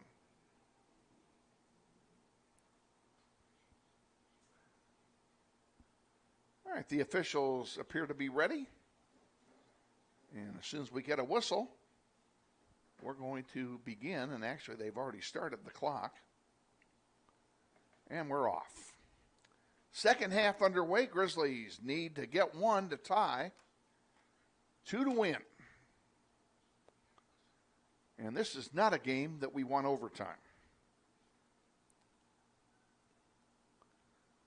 That one gets sent back to A.J. Joint. Over here on the near side comes Eli Benning. He's been kind of quiet tonight. Benning sends one to Bell at center. And over on the far side now comes, Northwest had something going and it was intercepted. That's too bad. I like that buildup. They need more of that. Now they need to get the ball back. Landon Vestring cuts off the play, and it's knocked out of play by Brandon Ramirez, who starts in the back here in the second half. 1 minute gone, 2-1, Grizzlies trail.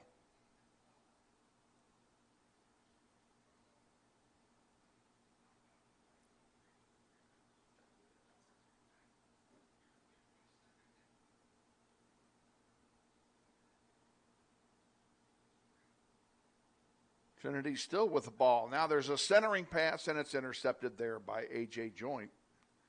And he'll have a goalkeeper distribution. A.J. looked pretty good here in the first half. Now they're calling something.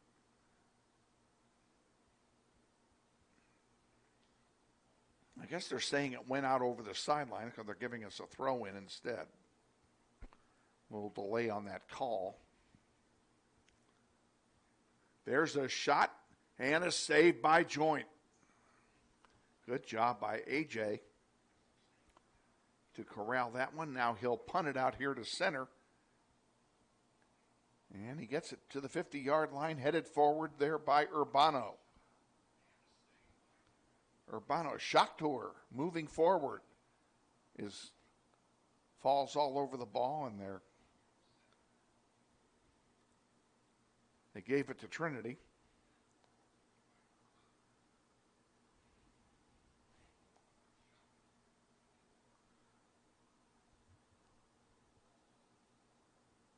Grizzlies have made a couple of adjustments on the back line. They have Gonzalez Huerta back there, along with Landon Vestring, Brandon Ramirez, and who's the fourth we've got for Bridge here? Eli Benning is back there. No, he's playing a back mid. Who we got back there? Oh, it is Bassel. That's back there. Trinity gets it at center. Grizzlies need to dominate on some offense here. Here's a good pass by Trinity and a good tackle, that time by Shakhtar. It goes out of play, but nice defensive play there by Bassel.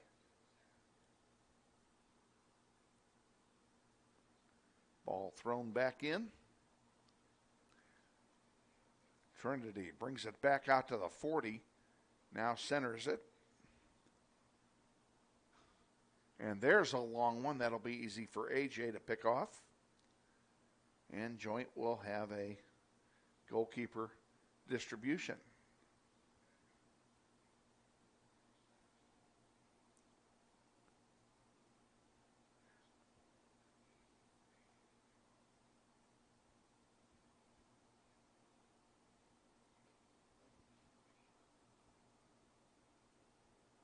Down the near side.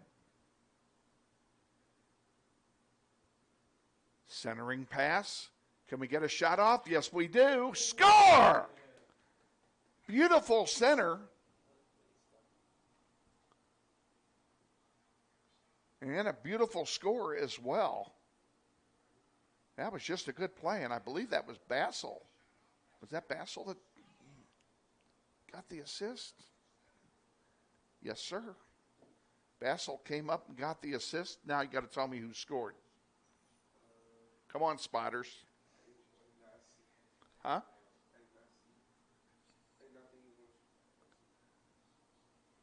You want to go next door and ask? Okay, they kick it off. It's 2-2. Grizzlies got what they needed. They got the tying goal, as our spotter, Zane Umeri, is headed next door again. We're going to wear that poor guy out. Like I said, the light here is not very good. And that when you compound that with the fact that my 70-year-old eyes also aren't very good anymore, I don't see real well unless it's well lit. So it's great to have a spotter here, but he didn't catch it either. And I can understand. I'm not going to blame him for it. I can understand that. Trinity with it, sending it forward, trying to regain the lead here. Good defensive play by Northwest, and that one's going to get intercepted on the far side by the Grizzlies and brought up field. That looks like Lopez over there. Iro on the far side. Big run. Oh, and he forgot to bring the ball with him. Benning gets the goal for Northwest. His first of the season. Great pass. It was just a great pass and a great shot.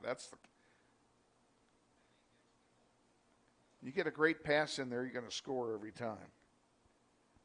Got a free kick here coming for Northwest. Long one in the air, goes over everything, and that'll be a goal kick for the Knights. Let's take 10. We'll be back. This is Grizzly Soccer.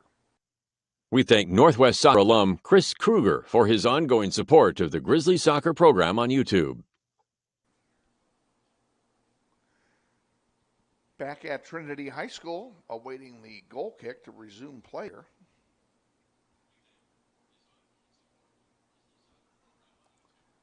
Tied at 2. Grizzlies need to get another one because I don't mind telling you, when 102 degrees, the last thing I want is overtime.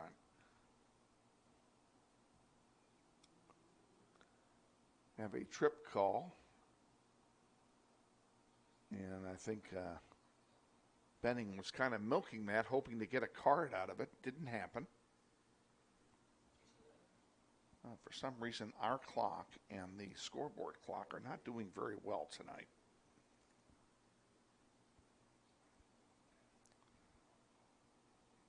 Going to be a free kick for Northwest. I'm not sure who's going to take it. It's either going to be Vestring or, nope, it's not. It's going to be, that one is deflected. Northwest trying to get something into a scoring position here and get a good scoring chance out of this possession. And it's rejected there by Trinity and sent all the way back and hustling back to get it. And send it back now to, Brandon Ramirez sent it back to AJ, and he almost had his pocket picked.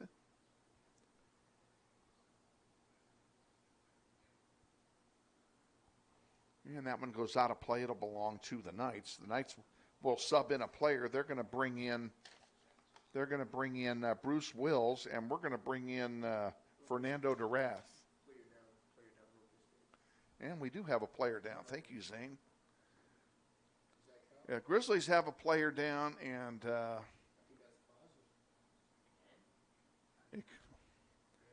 I didn't see him go down, so I don't know if it's cramps or what, but they've stopped play, and they're going to give everybody a water break. It is beastly hot here tonight. I don't mean to harp on that facet of the game, but it is a big facet of the game. It is just absolutely miserable. Very hot, very humid. Still don't know who that is. We're not going to speculate. And looks like it's a cramp, but the trainer is working on the back of the legs, and that would indicate a cramping. And that would be a hydration issue. And I know all of you guys don't drink enough water. So you're not properly hydrated. And Zane, as a player, you need to make sure you're drinking plenty of water these days.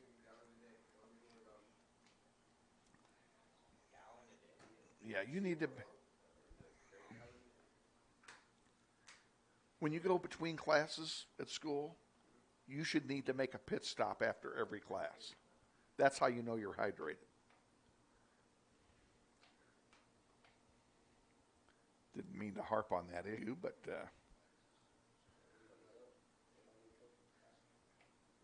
let's take a be back. Stay with us. The family of John and Maybritt Kramer are long-term supporters of Grizzly soccer. We thank them for their continued support of the program. I thought I removed that. Okay, we are getting set to play again. Didn't exactly go the way we planned it here on our break, folks. So it's the first game of the season for us, too. They have resumed the clock and resumed play. 31 and change remaining here in the second half. Grizzlies and Trinity are tied at 2.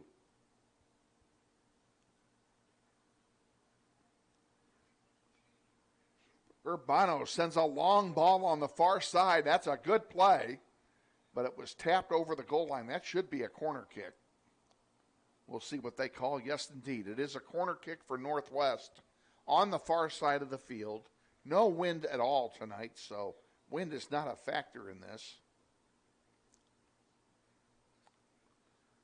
Let's see what the Grizzlies can do with this. It's so dark over there, I can't even tell who's taking the kick. Pierce Schneider taking the kick. Thank you, Zane. I'm glad you're here. That one is going to go way wide, and that's going to go over the goal line. That will be a goal kick. Let's take 10. We'll be back. This is Grizzly Soccer. This portion of Soccer on the Internet is brought to you by Credit Union of America, a full-service financial institution with offices conveniently located throughout Wichita, including their new branch at Central and Woodlawn. Goal kick coming here for Trinity.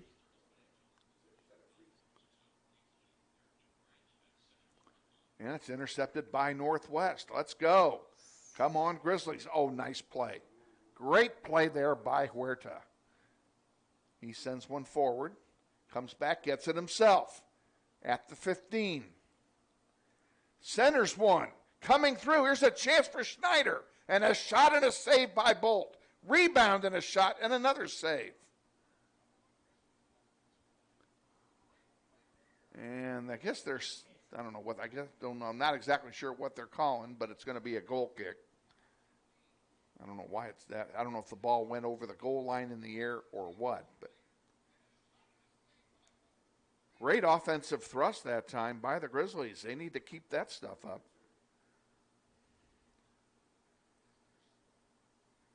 And unfortunately, folks, our score grid, our scoring masthead, has malfunctioned and the clock is not operating on it. So we're going to give you the time manually. In fact, I'm almost tempted to turn the time off, and that won't even work. We're at 28:30 remaining here in the second half. Let's clear that. Let's see if that'll work. And go back. And now it won't even overlay again, so I can't even put it up. It wasn't working anyway. So we have a man down for Northwest, another cramping issue.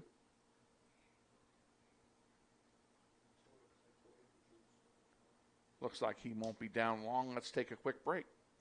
Today's game sponsored in part by the law firm of Dugan and Garreau, 3636 Northridge Road.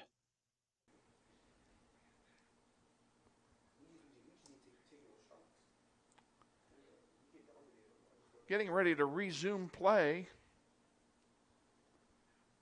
28-25 remaining here in the second half. It'll be a free kick for Trinity from the 35-yard line. 2-2 score. And again, our masthead is not working tonight in the second half. There's a long one. Oh, it's a good thing it was wide because it was over AJ's head. And it will be a goal kick for Northwest. What a break that was.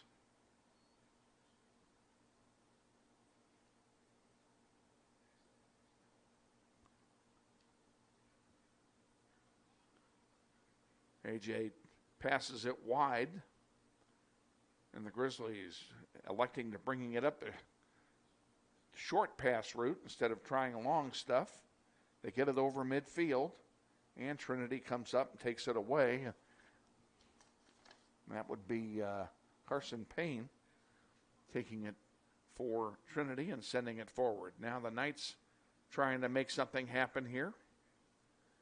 At the 25, they bring it back out to the 35. Now back to midfield it comes.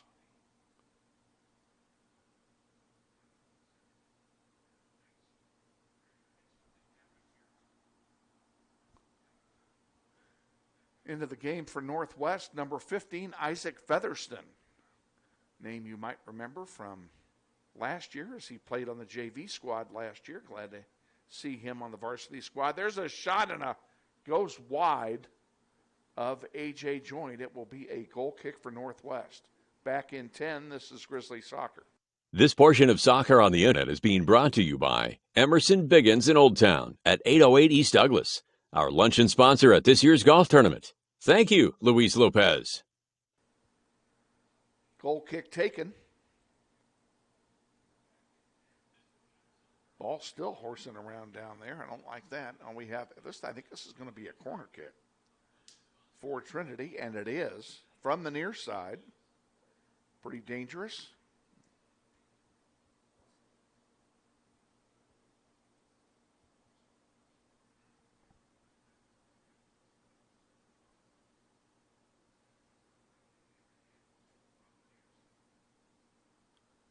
That black on the right side is the window frame. There's nothing we can do about that. There's a header and a save by A.J. Joint, and that's his biggest save of the night.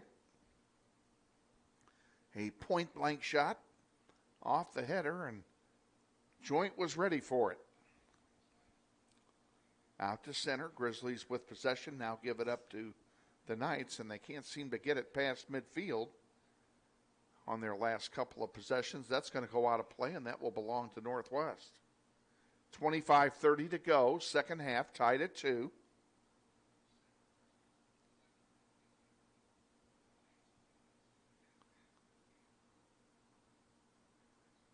Isaac Featherston to handle the throw-in duties for Northwest.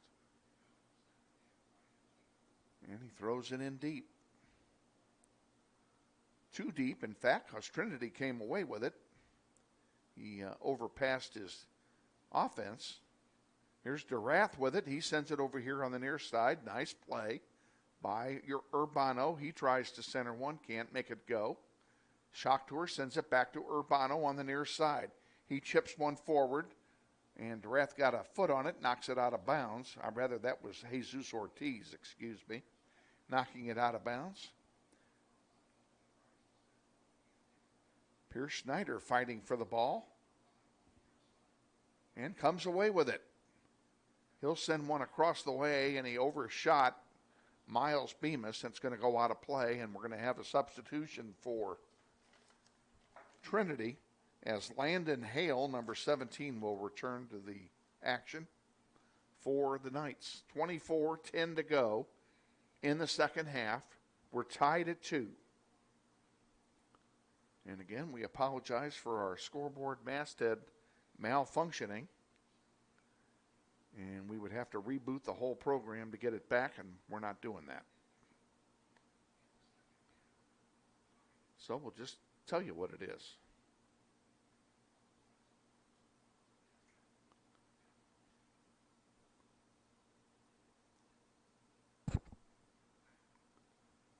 Urbano with it at the 35. Sends one forward to Schneider. Oh, and Schneider had his pocket picked. Featherston got a foot on it, couldn't do anything with it. Here comes Trinity back 3-on-4. On the near side, centering pass is blocked by the defense. Nice job. Good job by Ramirez that time. And now the Grizzlies will sub in Eli Benning, and he will come in and replace, I think that's Calvin coming out. Who is that? That is Calvin Bell coming out. Grizzlies throw it in.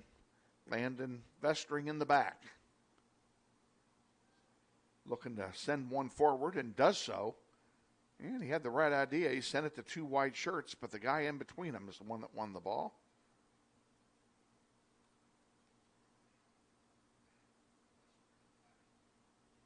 That one goes out of play, and it will belong to Trinity. 22:30 to go. Second half tied at 2.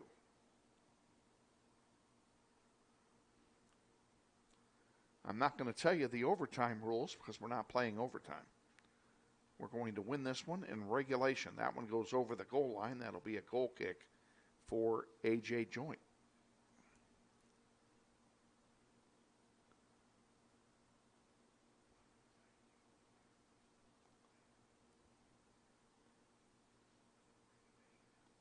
Joint will take it, and he takes the short route to Ramirez. Brandon has it on his feet, splits two defenders with it, gets it up to Urbano. Urbano sent one forward, nobody home. He goes chasing after it himself, doesn't get it. Trinity has it, and they're bringing it forward again.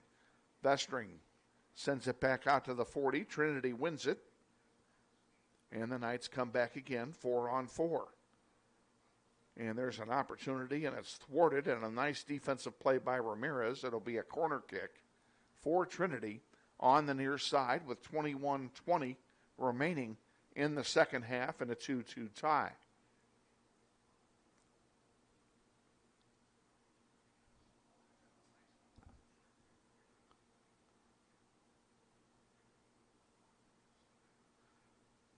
And Trinity subbed in a player, and I missed it at the time. A.J. Joint corrals that one. It was Grayson Payne coming back in for the Knights. A.J. sends one out here in the direction of Urbano. It's intercepted. Featherston sends it forward again. Pretty nice play if we can get to it. We got to win those balls, boys. That one's going to go out of play. It'll belong to us. Urbano's going to throw it in. He's waiting for some troops to get down there to give him some help. Now he's going to give it up. And instead it will be Lopez throwing. Is that Lopez or Schneider? Lopez throwing it in. Throws it into Featherston. Back to Lopez. And it goes out of play. We'll do it all over again. Oh, they're giving it to Trinity. I don't buy that one. Come on, you guys. You let Trinity sell you that call. Now we have a free kick for Northwest. We'll call that a makeup call.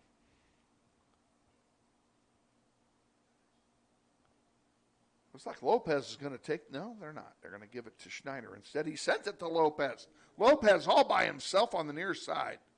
Trying to split two defenders. Goes around him, shoots it off the side of the net. It'll be a goal kick. Nice play, though, by Lopez. Let's take 10. We'll be back. This is Grizzly Soccer. Dentist Dr. Thomas Foley, 3213 Northridge Road, is a longtime proud supporter of Grizzly Soccer. Thank you, Dr. Foley. 19 and change remaining in the second half. We're tied at 2.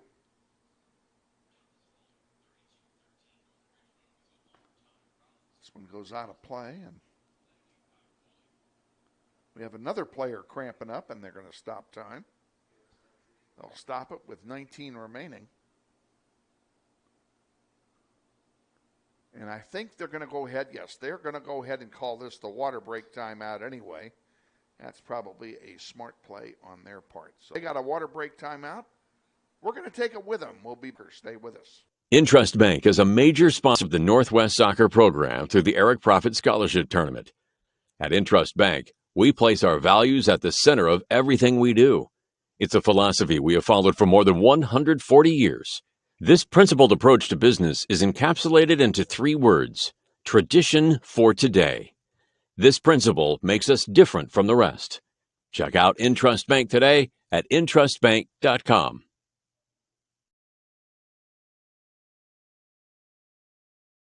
Campaign this property and it's sold right.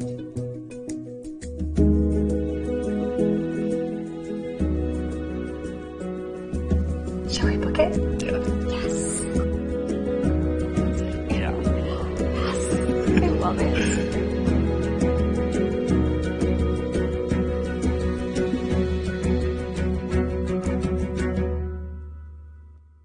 Hi friends, Bill Nightingale, General Manager of Mel Hamilton Ford. Are you looking for a used car, truck, or SUV? With the largest selection in the state, you're sure to find the vehicle you're searching for at Mel Hamilton Ford. At the Big Corner, customers are number one, so every used vehicle is checked out in our shop by a certified technician before it goes out on the lot for sale. Shop Mel Hamilton Ford first, a dealer you can trust. Visit us out on West Kellogg today or shop us online at mhford.com. Mel Hamilton Ford, experience the difference. Grizzly Soccer Online is supported by Todd Eflin Narrates. I'm the voice you hear on our sponsor announcements. My wife is an alum of Northwest, and this is my 6th season as your announcer. I was a longtime radio personality in Wichita and now do full-time voice acting.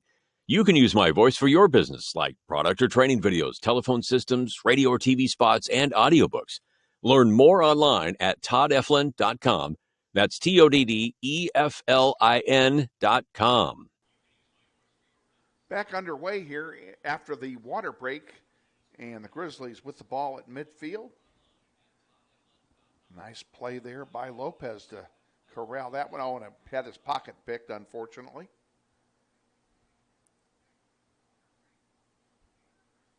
Here comes Trinity back, and they got some numbers. There's a shot that's going to, I think that was deflected, and it was not. It'll be a goal kick for Northwest.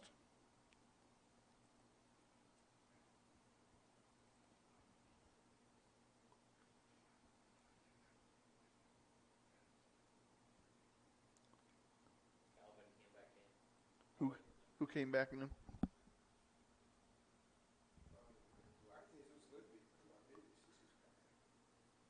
Ortiz is kind of limping out there, isn't he? And we have one down again, more cramps. Grizzlies are going to have a hydration lecture tomorrow. I can guarantee you that. They've had some players go down.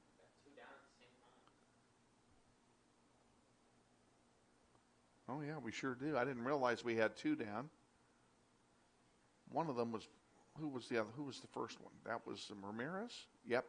And Ramirez is hobbling. He's going to need to come out, I'm sure. And the one still down, these are all cramps, folks. I can't read the number on his shorts.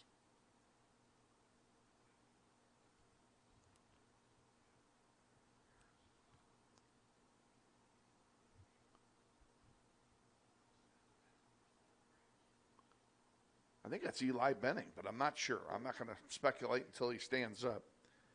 I can't see the number on his shorts. He's too far away. I think we're going to take another break here while we can.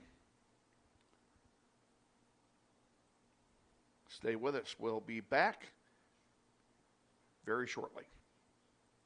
When I was a child, we were the original Credit Union of America on Ellis Street, and they'd always give me a red lollipop. My car needed repairs, and my mechanic delivered the news that it was going to cost quite a bit more than I had planned for. I love my job as a teacher, but it can be tough. Recently, I received a box filled with classroom supplies from Credit Union of America. It all started with the lollipop. It all started with a box of school supplies. It started with a personal loan, but today, Credit Union of America is so much more to me. Where will you start? Learn more at cuofamerica.com.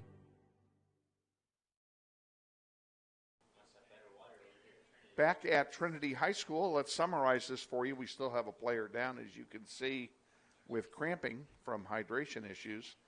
We're tied at 2, Northwest and Trinity. We have 18:09 remaining in the second half. The Grizzlies just took a second water break, and Ramirez is now being carried off the field by Landon Vestring and Andrew Smith.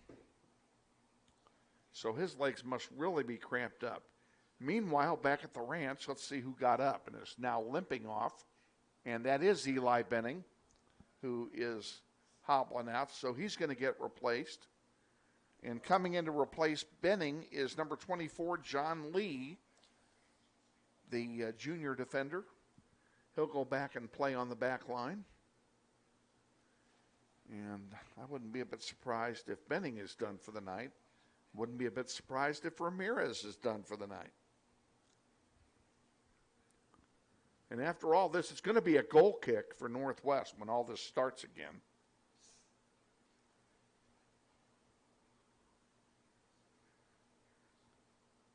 And we're underway again.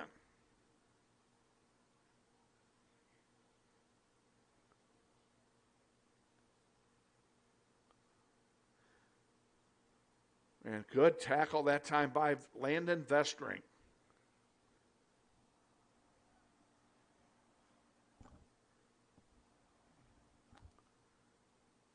Showing some senior leadership on that play.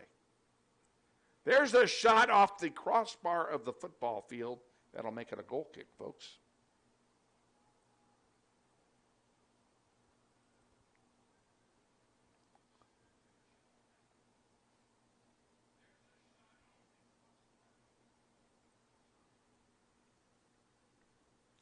Throw in for Northwest.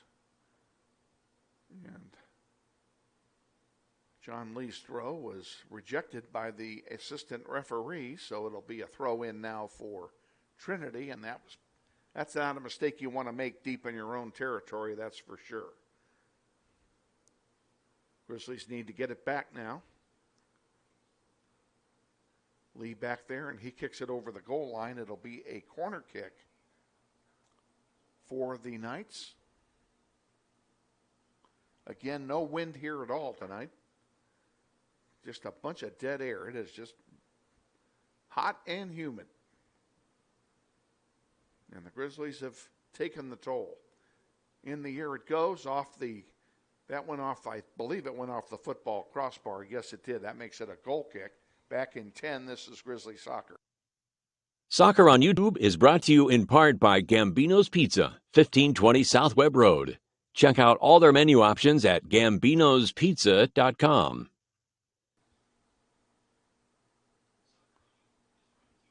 Back underway.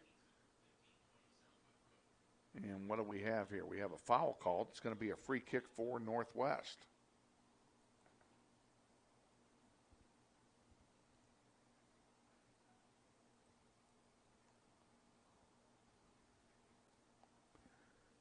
.45 remaining in the second half. We're tied at 2. Northwest and Trinity.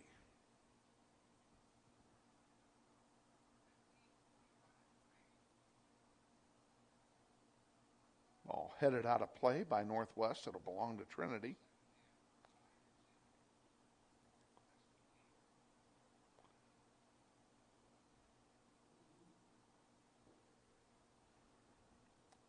Little musical chairs as to who is going to throw it in for the Knights, but they got it done.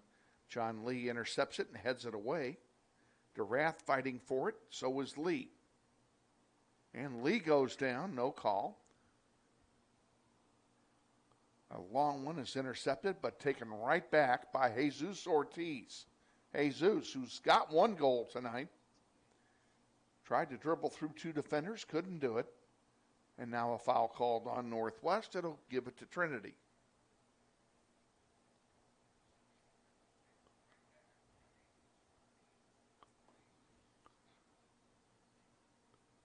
And Trinity bringing it down the floor. Urbano with it for Northwest. Still has it. And he gives it off to Calvin Bell. Bell sending one forward, goes out of play. It'll belong to Trinity on the throw-in now.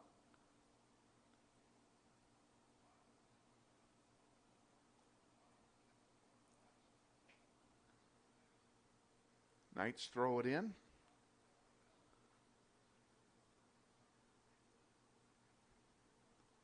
And they bring it down. They've got some numbers, 5-on-5. Northwest comes away with it. Can't control it. Trinity gets it back.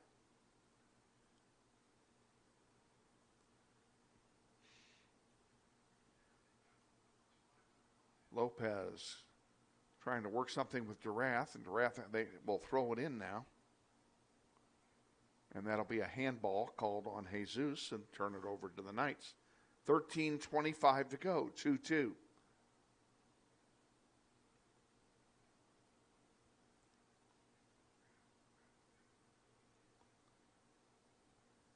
A long pass forward to the top of the penalty area. And taken away by Landon Vestring. Beautiful tackle by Landon, and he tried to send one wide to a streaking Pierce Schneider, and I think they missed a handball there.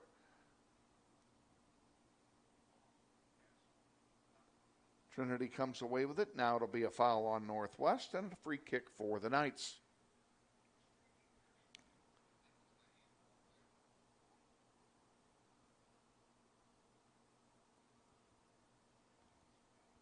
Grizzlies have not led. They've trailed 1-0 and 2-1. We're tied at 2 now. Goals for Northwest by Jesus Ortiz and by Eli Benning. There's a long one. A nice interception there.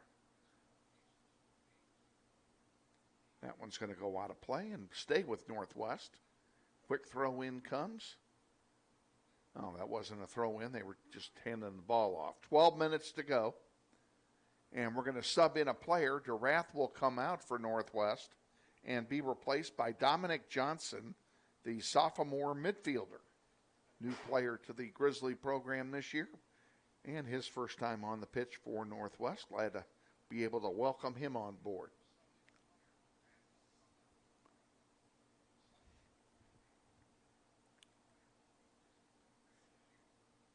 Trinity knocks it out of play. It'll turn it over to Northwest.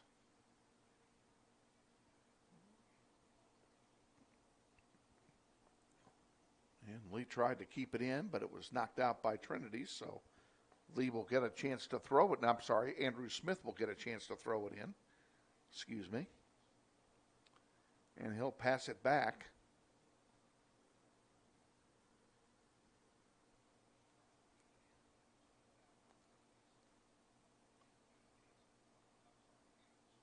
Grizzlies subbed in a player. I believe Pierce Schneider came back in. And he will replace Basil Schachtor. Basil looks pretty whipped out there. He's worked hard tonight.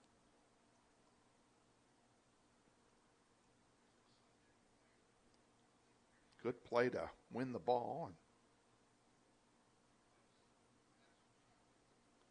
Now the Grizzlies have another player down. That's Carlos Gonzalez Huerta. And we're going to stop time again. 10:25 remaining. And we're going to come out and deal with yet another cramp. While we do that, we will take a quick break, and then we'll be back. Stay with us. WHS Grizz on the Northwest YouTube channel, and this is Grizzly Soccer. Grizzly Soccer Online is supported by Todd Eflin Narrates. I'm the voice you hear on our sponsor announcements. My wife is an alum of Northwest, and this is my 6th season as your announcer. I was a longtime radio personality in Wichita and now do full-time voice acting. You can use my voice for your business, like product or training videos, telephone systems, radio or TV spots, and audiobooks. Learn more online at toddeflin.com. That's TODDEFLIN.com. Carlos Gonzalez Huerta still being attended to. Yet another casualty in the cramp-orama tonight. Grizzlies will resume play with a free kick. 10:25 remaining, second half. We're tied at 2. Grizzlies need to poke one home so we don't have to play overtime.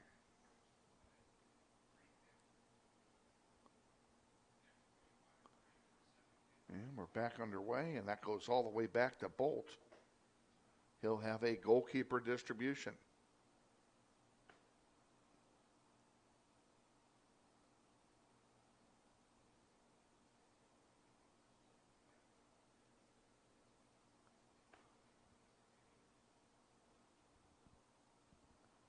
Up the middle. Schneider, can't make it go. There's a shot and a block by the defense. Trinity doing a nice job now of packing it in. They had 7 guys back there protecting that goalkeeper. And here's a breakaway chance, but A.J. Joint is there, and A.J. is fouled.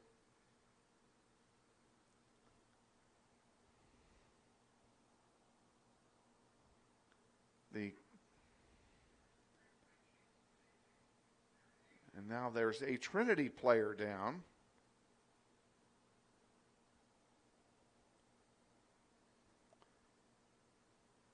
And this is the first Trinity player of the night with cramps, and he went down hard on that collision and cramped up as soon as he hit the ground.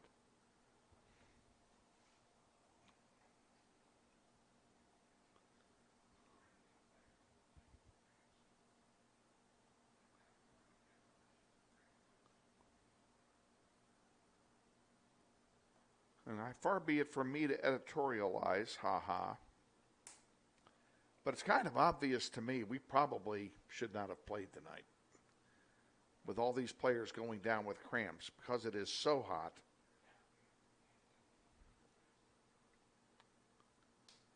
Hydration, even with the water breaks, it's just not enough.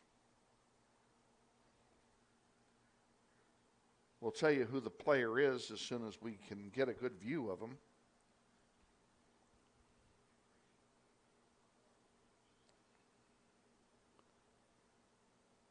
He's on his back, so I can't see much. Now they're helping him up. And they're going to help this guy off, or is he going to walk off? He's going to walk off. Oh, and that's, I should have recognized that person. That's Elliot Casamento, who's cramped up. He'll walk off. Grizzlies are going to get a free kick when all this resumes with 9:25 to go.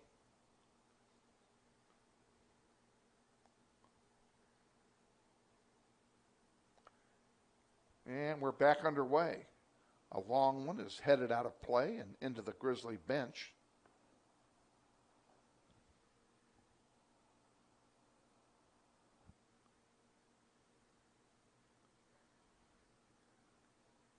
And There's the trouble as a shot comes and a save by A.J. Joint.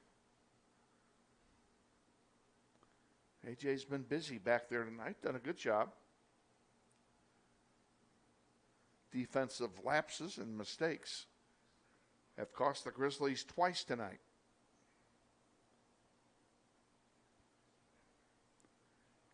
And again, if you're just joining us and you're wondering why midfielder A.J. Joint is in the net, Evan Locke is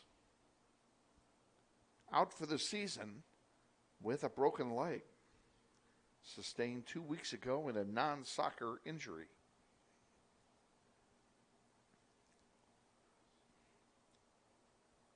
Got a throw in coming for the Knights. And that goes out of play. It'll turn right over to Northwest. Come on, guys, put one home.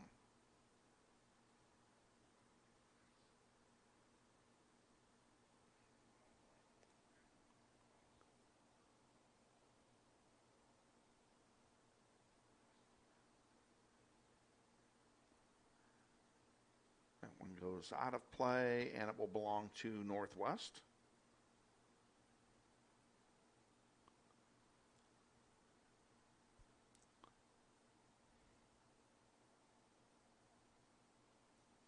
We're at home Tuesday night against the Derby Panthers. First game at 5 will be the JV contest, followed by the varsity game at approximately 6:30. Come on out and support your Grizzlies if you can.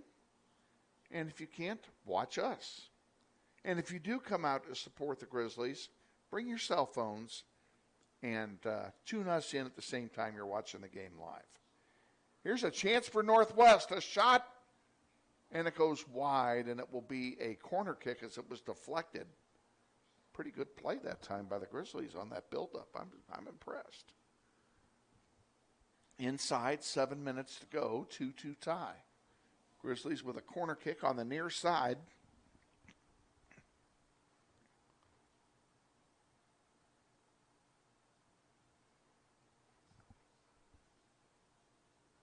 In the air it goes, and headed away. Hustling over to get it. Sending it into Urbano. Urbano, a chance, a shot, and a save by Bolt. Rebound, loose ball in front. Who's going to get it? Grizzlies have it, and a push. I think that's outside the penalty area. Oh, I can't believe they called that. They called that on Pierce after Pierce was pushed down.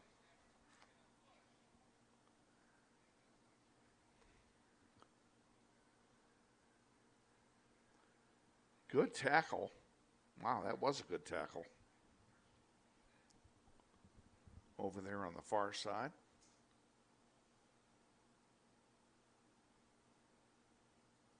Landing all over that one.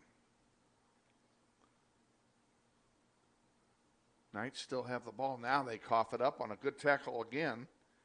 And bringing it down is Pierce Schneider. He sends a long one down for Ortiz. Jesus with a chance.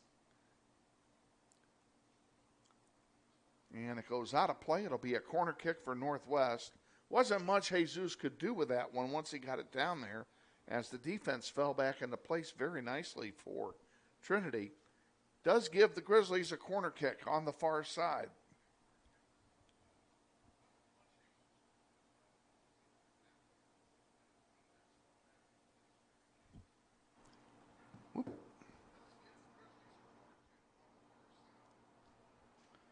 For the life of me, I can't tell you who that is.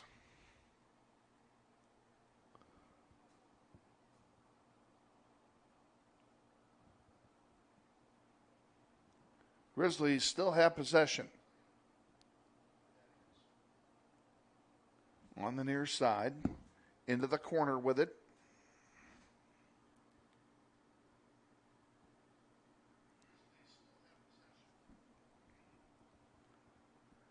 Shot off the post, goes wide left, and it will be a goal kick for Trinity. Unfortunate. Back in 10, this is Grizzly soccer.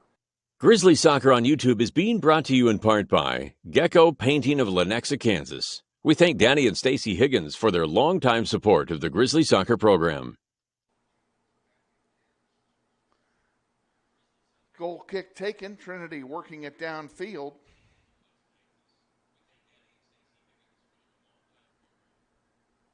That one goes out of play, and that'll be a corner kick now for the Knights.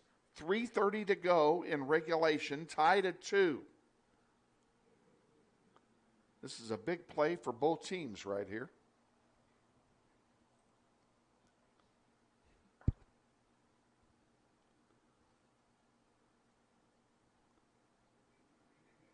Both teams packing in the area in front of the goal.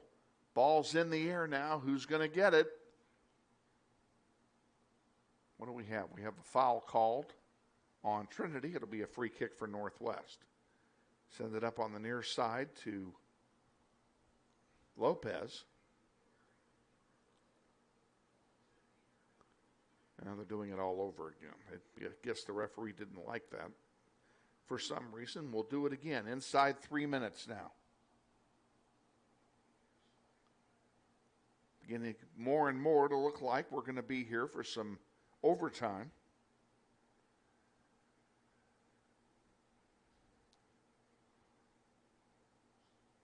This one's a throw in for Trinity. Here's a chance for the Knights. Shot goes wide. It'll be a goal kick and a break for Northwest. Back in 10, this is Grizzly Soccer. Northwest Soccer alum Dan Garreau and his family are proud sponsors of Grizzly Soccer on YouTube. DeRue comes back in for Northwest. 2 minutes remaining in the second half.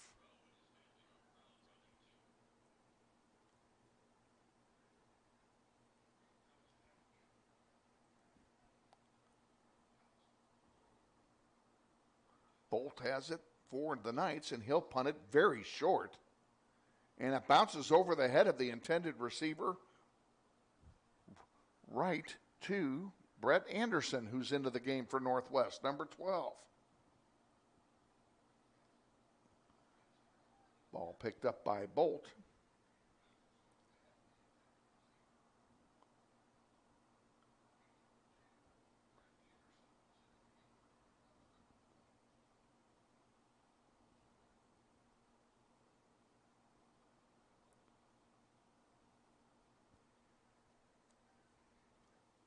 Lots of folks heading that ball, as you can see, but nobody getting it out of the midfield area. Now, here comes Pierce Schneider with it for Northwest at the 20, the 15. Good pass inside, and a great play by Bolt to save it. Urbano was streaking through there. Got it. Now we have a yellow card given to Pierce Schneider. Not sure what that's all about.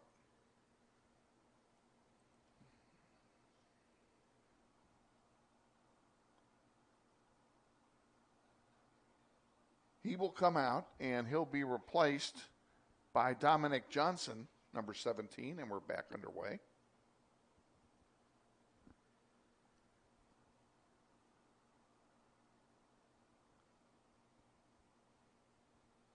Grizzlies with it at midfield, and Landon Vestring sends one forward. Now he better get back. And fortunately, Miles Bemis is over there, and it goes out of play. And it will belong to Northwest. Not going to make any difference with only 12 seconds remaining in the half. It sure looks like we're going into overtime. Corner kick taken in the air. Headed away by Joint, and oh my goodness, it was closer than I thought. The half has expired. We're going to go into overtime. We'll be back with the overtime in 3 minutes. Stay with us. 2-2 tie after regulation. You're watching NWHS Grizz on the Northwest YouTube channel, and this is Grizzly Soccer. Friendly is finding a better rate, an instant debit card, scholarships and teacher grants for projects, Loans specifically for teachers and healthcare professionals. Being the #1 auto lender for a reason. More than $400,000 in community partnerships. Credit Union of America. Welcome to Friendly. Learn more at cuofamerica.com.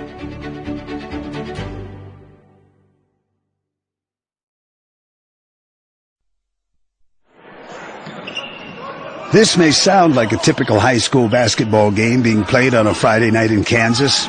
In fact, it's a crash course in cooperation and teamwork. It's a test of dedication, determination, and drive. It's character development in action. If you think high school sports are only about competition, think about this. High school sports can play a critical role in a student's overall education. In fact, studies show that students who participate in school sports are more likely to enjoy greater levels of achievement in their academic lives. At the same time, playing sports helps teach lessons not covered in the classroom. Lessons like tolerance, respect for the rules, and the importance of supporting your community. High school sports, a winning part of a complete education. This message presented by the Kansas State High School Activities Association and the Kansas Interscholastic Athletic Administrators Association.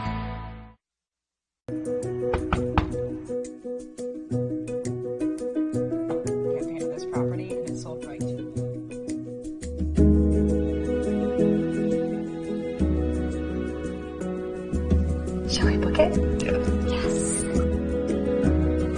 Yeah. Yes. I love it.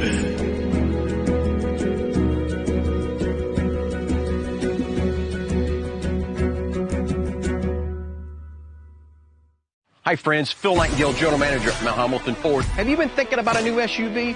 Right now is a great time to buy a new Ford at the big corner of 119th and West Kellogg. EcoSport, Escape, Edge, Explorer, Expedition. Mount Hamilton Ford is sure to have the right vehicle to fit your size. And you know you can count on us with this great selection to find the right SUV at the best price to fit your budget. Check us out online or in person. Let us make your purchase easy with pickup and delivery right from your home or work. Mount Hamilton Ford, experience the difference.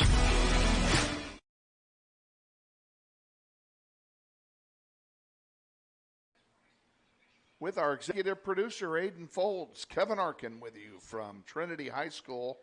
And here it is, the first game of the season, and we have overtime. What can I say?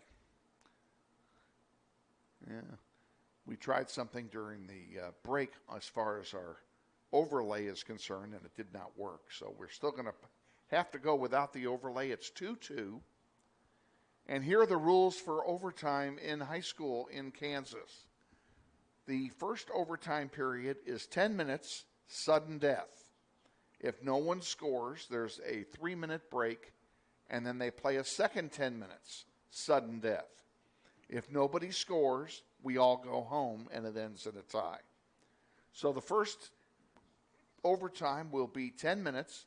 The Grizzlies, in their white uniforms, will play from left to right on your screen as you're watching it. And it would be very nice if the Grizzlies would take the ball from Trinity, who will kick it off, and then run it down the field, score, so we can all go home. That's going to be the beauty of it all. That's what we want. We are underway here in overtime, and the first one is going to go out of play, and it will be a goal kick for Northwest. And your overtime tonight will be brought to you commercial-free, so that you can watch all the action and get the whole full feel of the game there at home. I'm going to preview our week next week while we're playing here because as Northwest gets a free kick. We're going to go off the air just as soon as this game ends. We're home Tuesday against Derby. 5 o'clock JV. We're on the air at 4:40 with the pregame show for the JV game, and then we'll have the JV game at 5, and then that'll be followed by the Austin Clifton pregame show, the McCurdy Real Estate and Auction pregame show, and then the varsity contest will follow. That's on Tuesday. Thursday, we're going to do the same thing on the air at 4:40 The Junior Blues of Washburn Rural will be in town to take on your Grizzlies. Always enjoy that group of folks when they come into town. That one goes out of play, and it will belong to Trinity. That one headed out to center. Trinity has it. And they send a long one forward. Headed into the penalty area, but A.J. Joint is there. And he will have a goalkeeper distribution. He will punt it. And a pretty good boot all the way out to midfield. Again, no wind tonight at all. So wind is not a factor. Doesn't really matter who's defending what goal in that regard. 2 minutes gone in overtime. Tied at 2.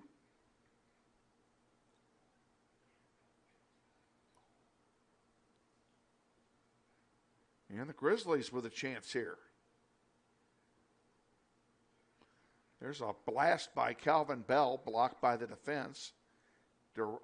Vestring gets it. He's tackled, and he's fouled. We're going to get a free kick for Northwest. Vestring's slow to get up. We don't need him hurt, and he's limping around now.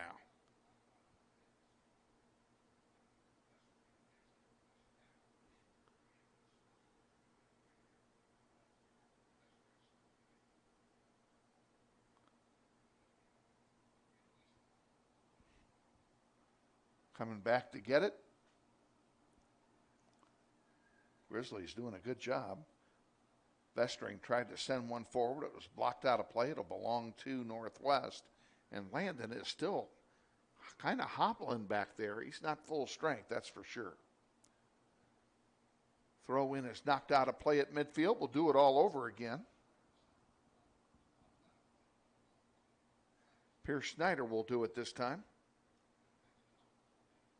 Pierce will send it into Calvin Bell. Bell sends a long one forward. There's nobody there but black shirts, though.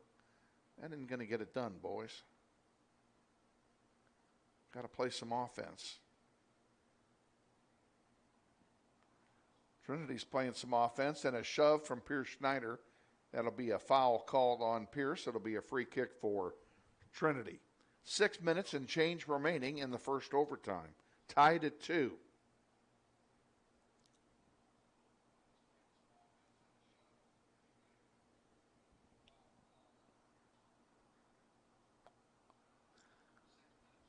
And coming back in, glad to see Casamento's doing all right. There's a long one from him and an easy save by A.J. Joint.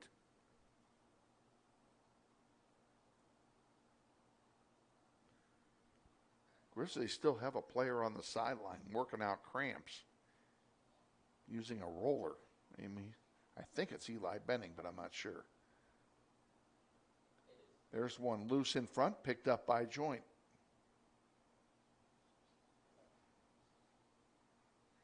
AJ waiting for some real estate to develop. Now he sends one forward. And a good header on the far side there by Ortiz.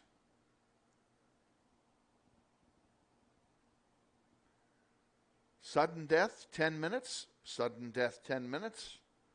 And if it's still tied after all of that, we're going home.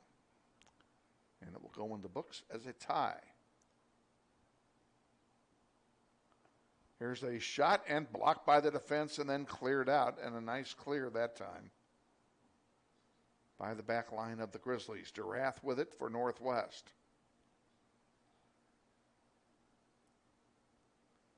Pierce Schneider giving chase over there. Couldn't get to it, but now Lopez has it. And Jairo has play stopped as we have another player down with cramps on the far side of the field. This will be the 7th Northwest player to go down with cramps tonight. And I'm trying to tell you who it is. And tremendous display of sportsmanship by the Knights. Grayson Payne over there. He is stretching out the leg of I thought that might be Urbano. It's Christian Urbano that went down, and he is hobbling off to the sideline, so he, in all likelihood, is done for the night. Ladies and gentlemen, we're starting to run out of bodies. 4:31 remaining in the first overtime, tied at 2. I think it's going to be Grizzlies' ball. I don't know what they're going to do. Let's see what the referee does. He's probably going to do a drop ball. Yes, he is going to do a drop ball, and he's going to drop it in front of Lopez.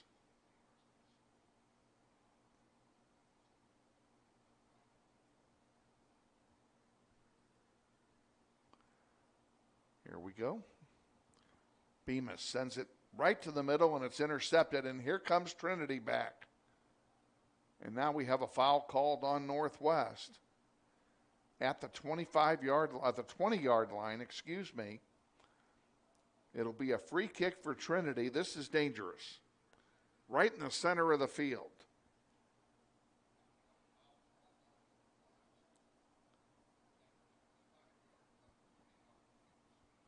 We'll see who's going to take this. Standing over it is Cooper Matthews, number 7, and Grayson Payne, number 3. And it looks like Payne's the one that's going to take it. No, I take it back. Is that a 3 or a 2? That is a 2. That would make it Bryce Wills. Now they're going to switch, and it's going to be Matthews again. Matthews already has 1 goal. There's a shot blocked by the defense. That's a good job defensively by Northwest.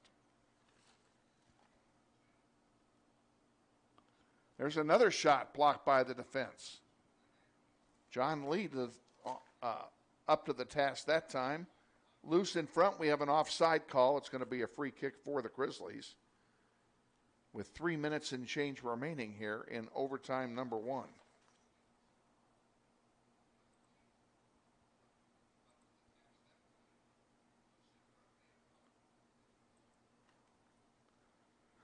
Up the far side. Grizzlies not generating any offense in this overtime at all. They have played the entire overtime in front of A.J. Joint.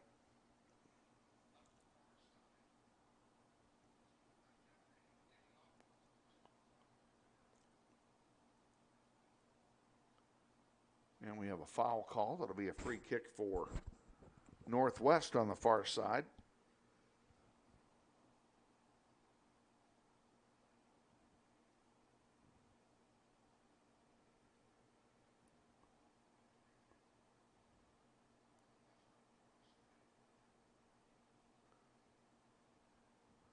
Still awaiting. I don't know what the delay is here, but we're awaiting something. Now we're going to go. There we go.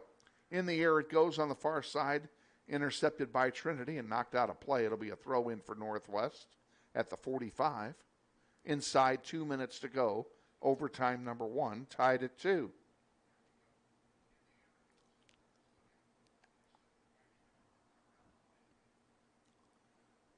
DeRath comes out and is replaced there by Dominic Johnson.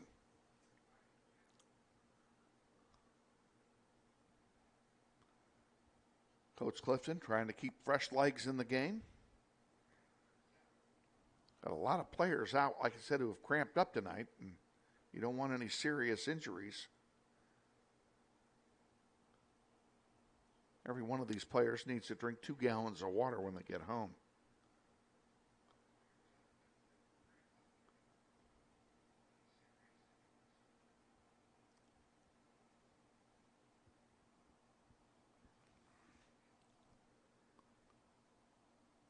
That one goes out of play, and it belongs to Northwest. Less than a minute to go now in overtime number 1.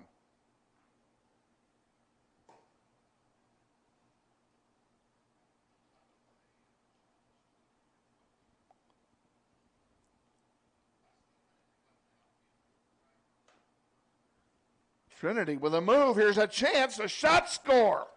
Game over. Grizzlies fall 3-2. I can't even begin to tell you who scored the goal. It doesn't matter. Grizzlies played the entire overtime, and with 24 seconds remaining in the first overtime, after playing the entire overtime in front of their own goal, they finally gave one up. So Grizzlies fall 3-2. They start their season with a loss. Tough night for Northwest. A good game, though. They played well. They have some things to work on in practice before they take on Derby on Tuesday. On that note, we're going to sign it off so we can pack it up. For our executive producer, Aiden Folds, and for our spotter, Zane Umeri, I'm Kevin Arkin saying Grizzlies fall 3-2. We'll see you on Tuesday, 4:40 airtime on Tuesday, live from Bobby Bribieska Family Stadium. From all of us, have a great weekend.